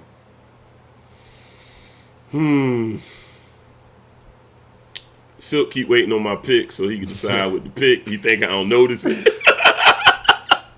I'm gonna go with the better quarterback. I'm gonna go with Pickett. I think it's gonna be a lot of points. I will say that. I don't know what the over under is on that one yet. I think we'll see a lot of points. I like Pitt to win it. Yeah, I think Pickett trying to audition for the NFL, man. So I'm just gonna go ahead and go with Pitt. Yeah, put on the show. That's all we got, fellas. Unless y'all want to do Cincinnati and Houston. Yeah, why not? All right, cool. No, it's another championship. Okay. Yeah. Fuck it, I go Cincinnati. Natty. Give me Houston. I was about to say he gonna take Houston just to try to get back in. Doug, my guy, bro. Oh, that's the DC, right? Yeah, that's right. He did say DC. Yeah, you got Yeah. All right, bet that's where we at with it. Okie dokie. Man, I'm trying to think what I want to drink on. I ain't had no. I've never had. Have I had 1942? I don't think I had 1942. No. I had Clase Azul. I brought that to the first Kush house. Right. Yeah, my man was trying to knock me over the head like an extra $50 for the 42. So I said, nah, son, we ain't gonna be able to do that one. But okay, we'll see. Are we preparing to coach lives? Yeah. I was contemplating if we wanted to do the condolences, but we do that towards the end of the show. We'll do that towards the end of the show. But yeah, let's do life coach. Alrighty. My favorite part of the show. Man, I can't believe they hired this guy. Way to go, fam, man. All right. As a life coach, or you talking? No, the Notre Dame coach. Nah, I just saw it. Bro, it just popped up on my phone right when I was getting ready to do the read. I'm happy for him. He's a young, bright star, in, you know what I'm saying, the profession, bro. And when you got him in your grasp, he's already familiar. You just keep the camaraderie going and like the morale of trying to make it to the playoffs and the rest of this season. Just hire the brother. It's risky, but the reward could be very high. So I like it. I've been preaching, let's quit running the same thing back. So, but anyways, let's get into this life coach. Life coach is brought to you by the good people over at Spencer'sJerkyandJerky.com. The only made-to-order jerky that starts with a trip to the butcher to source tender steak specifically for your batch. Marinated 24 hours in freshly crafted marinades using only locally sourced produce and all natural ingredients with no added sugars. 5 staple flavors include original, Old Bay, habanero bourbon, mandarin jalapeno, and lemon pepper. Thank you, sir. Worldwide shipping available from Spencer'sJerkyandJerky.com. We could get you that shipped with an exclusive promo code Big Meat, 10% off your entire order from Spencer'sJerkyandJerky.com. Get you shipped from anywhere from Honolulu to Houston. Damn, I missed it. You just missed it. But Silk did it. He held it down. Spence, I don't think Desmond Watson had the Lunchables because he got that big meat deal. So Spence had them squared away. Desmond been eating real good. Des probably lose weight on Lunchables, cuz. That was a big dude. I mean, yeah, that's right. He did lose weight, right? Yeah, he lost weight. Well, they were saying, what's my big offensive lineman? They say he lost a lot of weight. Now we know why. Lunchable, man. Wasn't eating good. So we got a couple today. Let's see. Life coach question. Just recently moved into a new house. What's some advice you guys would give to a first-time homeowner? The best advice I got when I got a crib was to get that homeowner appliance insurance. Definitely. Definitely. That shit have saved my life with my AC, my garage, garbage disposal, like anything that can break your fridge, all of that shit. It just covers all of it, man. And just checking you locally who you can get one through, but that'd be the best investment you ever make. Trust me. Yeah, I agree, man. Them appliances, man, they could be expensive. It can be, not can be. They are expensive as hell. So definitely get that insurance. And shit, once you buy that home, man, go crazy, man. Go crazy on your credit. Run that bitch up. But that's the what they say because you can't do nothing, yo. Right. You can't do nothing while you're trying to get that whole process. So as soon as you close, that's when you start getting your stuff, man. People on new furniture and all that type of deal. Do all that shit after. Don't do shit before. Do not do nothing before you do anything before you are not getting that goddamn house, boy. Don't do anything before any damn D in your credit report, man. They be on your ass like crazy. It's ridiculous. Me, I would say don't speak to your neighbors. Like, keep them out your business. You don't need to know them people. They don't need to know you. And be trying to borrow shit you ain't gonna never get back. And they want to talk to you when you get off from work. You know that awkward walk from the car to the door, and you're like, oh shit, they go Bill. Hey, what's up, Bill? Hey, how's it going, man? How's the family? And this and that. And he just talk you to death, bro. Don't even talk to them people. They can't do nothing for you. Don't even look that way. Don't ever look at them. Never make eye contact. Don't fuck none of my neighbors. I got one cool neighbor. See, you get it. You just leave them the fuck alone. It's cool that way. We don't need to know each other. If some shit really pop off, like a zombie apocalypse, we'll come together then. Other than that, bro, just mind your business, stay in your own house, man. All they want to do is borrow shit and break it and act like they forgot they borrowed it in the first fucking place. Speaking Right now, you got the name and all. Yeah, or owe you for the Ohio State Miami game and never fucking pay you on the bet. $20, Rob. You ought to be ashamed of yourself. You betting your neighbors and shit. Y'all beat Ohio State. It sounds like that's how long ago it was. Damn, yeah, they beat us the first time, and then we beat them the next year. It was a home and home. Okay. Yeah, they ain't have money apps then. So hold on. Was that under fleet that little bit for a minute? Don't tell me who the coach was. Was that under the tie? Under who? The tie? Yeah. Okay, I figured. Yeah, I think so. Shit, I don't know. It was a long time ago, dog. I have to go back and look at it, actually. That was a while back. Yeah, motherfucker never paid me, though. That's the point. No, I think old boy's a head coach, man. And he swore he told me, I did pay you. Like, cuz, I'm not going to press you about a case of beer. Bud Light? Like, what are we talking about? Speaking of paying people back, you seen the shit with Lil Baby and YK Osiris? That was hilarious. Oh, my God. Yeah, that was over the 5K. He in the jewelry store shopping. And then he want to be all buddy and laughing with the dude. Talking about you got money. Right. Yeah, and I'd like to have a little more. Exactly. You owe me 5 racks, man. Can I get that? I didn't like his energy on like wanting to pay. Like, he was too friendly, man. He was too friendly about like not paying this guy back, bro. Like, Baby wasn't playing like that. Like, you owe motherfuckers money in here buying jewelry a little bit. I don't know, that was weird to me. Yeah, Boosie said he owed him. People. Boosie said he owed him $1,300. Like, cuz you right here ass back. Ooh.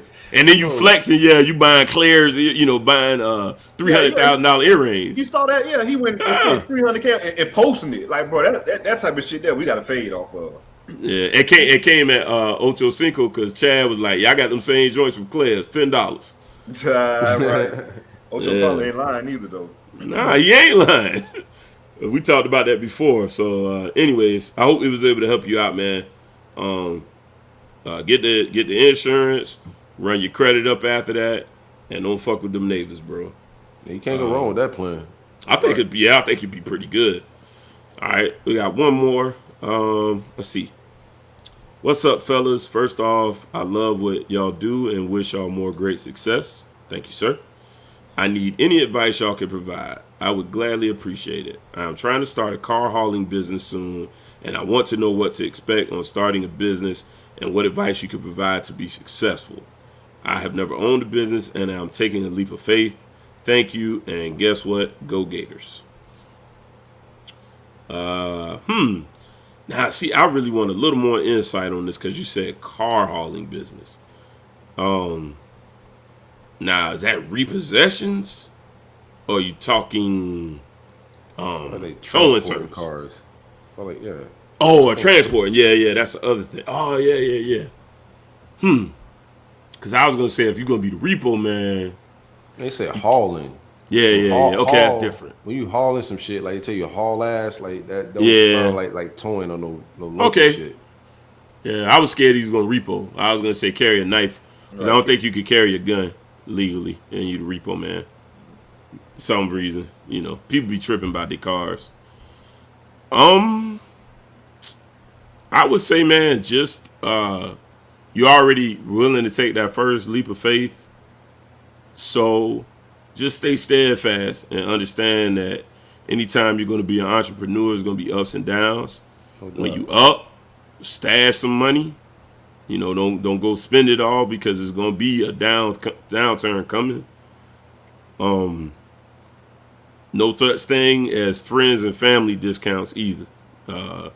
You're not in that position. You're just starting off. Maybe at some point you'll be able to provide that to people.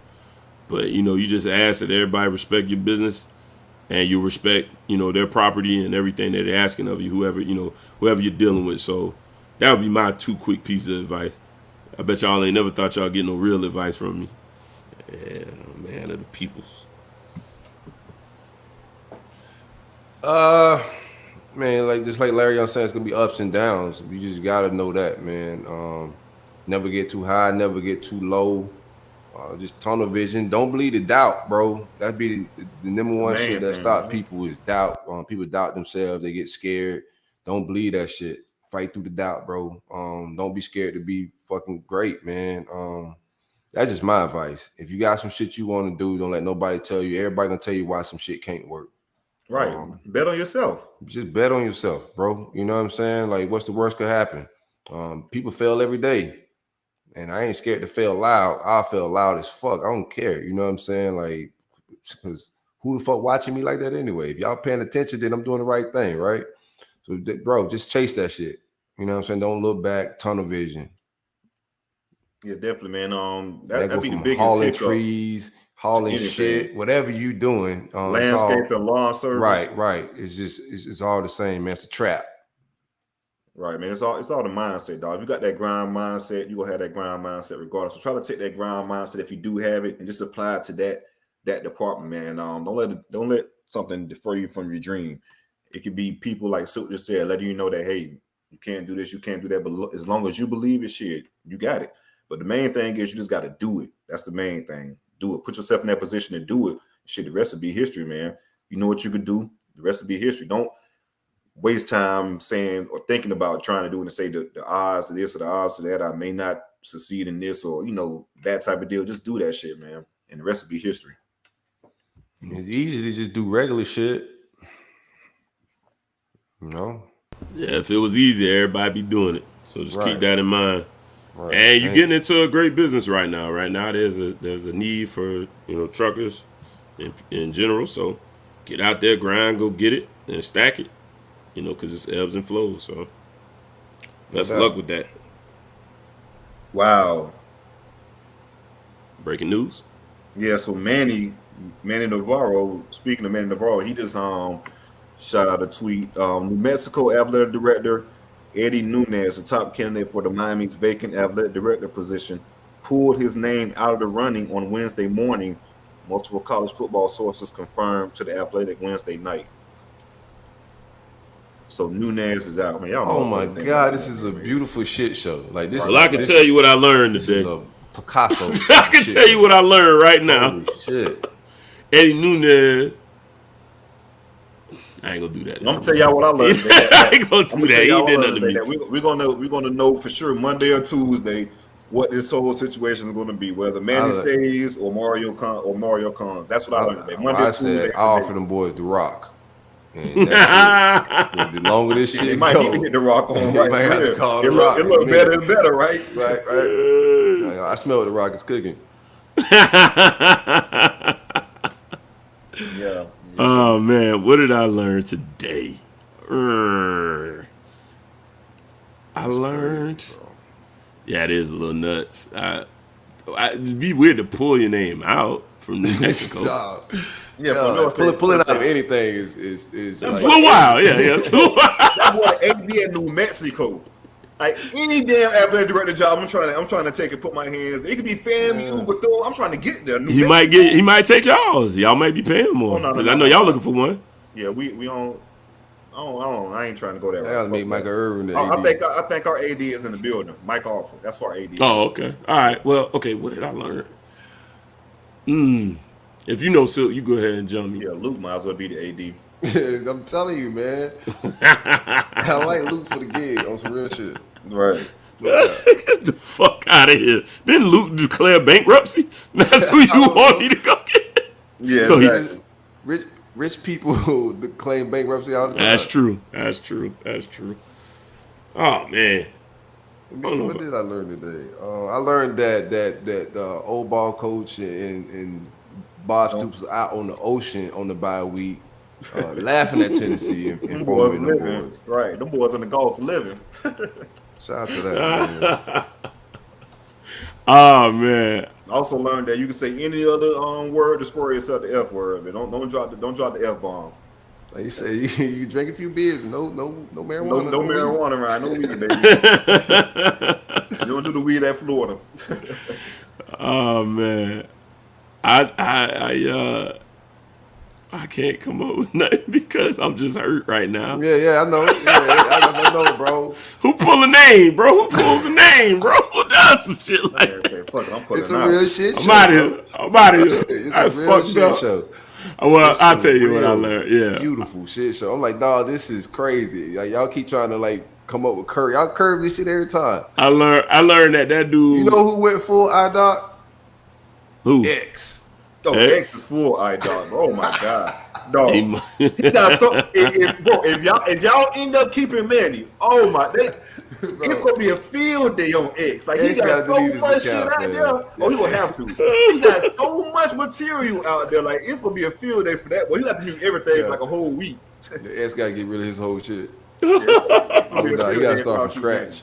Yeah, he got to. Whole new account, changes Abby, changes ad, everything, bro. It's gonna be crazy. I was scrolling that boy timeline myself. I was like, God damn, this is just too much. Right, for real. He can't even clear all this shit up, boy. Oh, I know what I learned. I learned that I'm the greatest prognosticator to ever step a foot in the roll-up.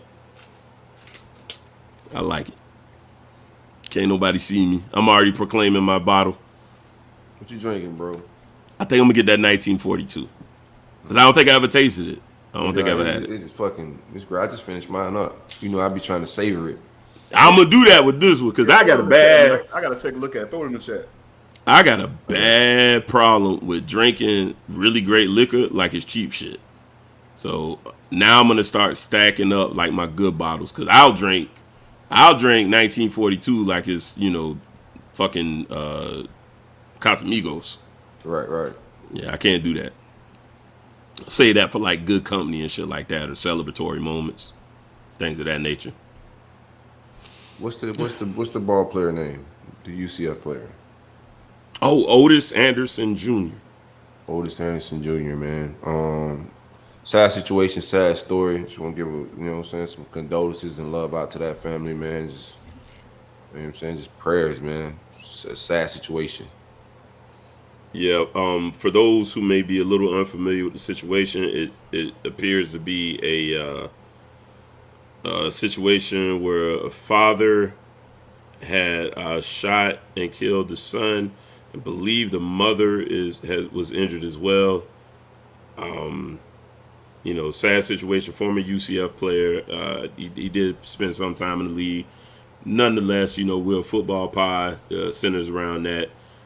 College football specifically, we definitely want to send out condolences to all of the loved ones and the families affected by this young man's death. Crazy situation, man. And the wild thing is, he was a ball player for UCF too, man. He was a really good football player, man. Right. Just tragic situation. Yeah, man. Especially around, it just seems crazy. You start getting these tragic things around this time with golf and all this. Like it's always around the holidays when stuff like this start happening, man. But just big rest in peace, big condolences, man. Love you, love yours, man. Cherish the moments because man, life's short. I do want to just thank all the listeners, man. Everybody that's supporting us, man. The support been real. I appreciate, the growth. Everybody rocking with us and embracing this whole new change of culture. What we trying to do with the roll up, man. I appreciate you guys, man. Every week we getting better at this shit, man. The love is real. You know what I'm saying? Let's do this shit. We got some new shit we're gonna be popping up. Saturday we hanging out. CJ, you pulling up? Oh yeah, man. Saturday we pulling up. I ain't got shit to do. Still watching those championship games. So yeah, we're gonna hang out in pod a little bit. Yeah, we're gonna hang out, man. Do some live stuff, kick it. We're gonna get some people. I think JJ coming through. We're gonna have guys from 100 Sanford. My dude Drew from the Virginia podcast. He gonna come through, vibe and kick it. Yeah. We just try to have everybody from the network kind of flow through, and we talk about championship games, vices, coaching, whatever. If you in the A, pull up on me, man. Hit me on the DM or something. Holler at me. Might see if we can link. That eggnog this weekend. Just see what's up. Fuck with it, man. Trust me. See what's up. No doubt. All right, man. Let's get up out of here. We're gonna take us out of here too, man. We got a song. We're gonna start taking it out with local artists.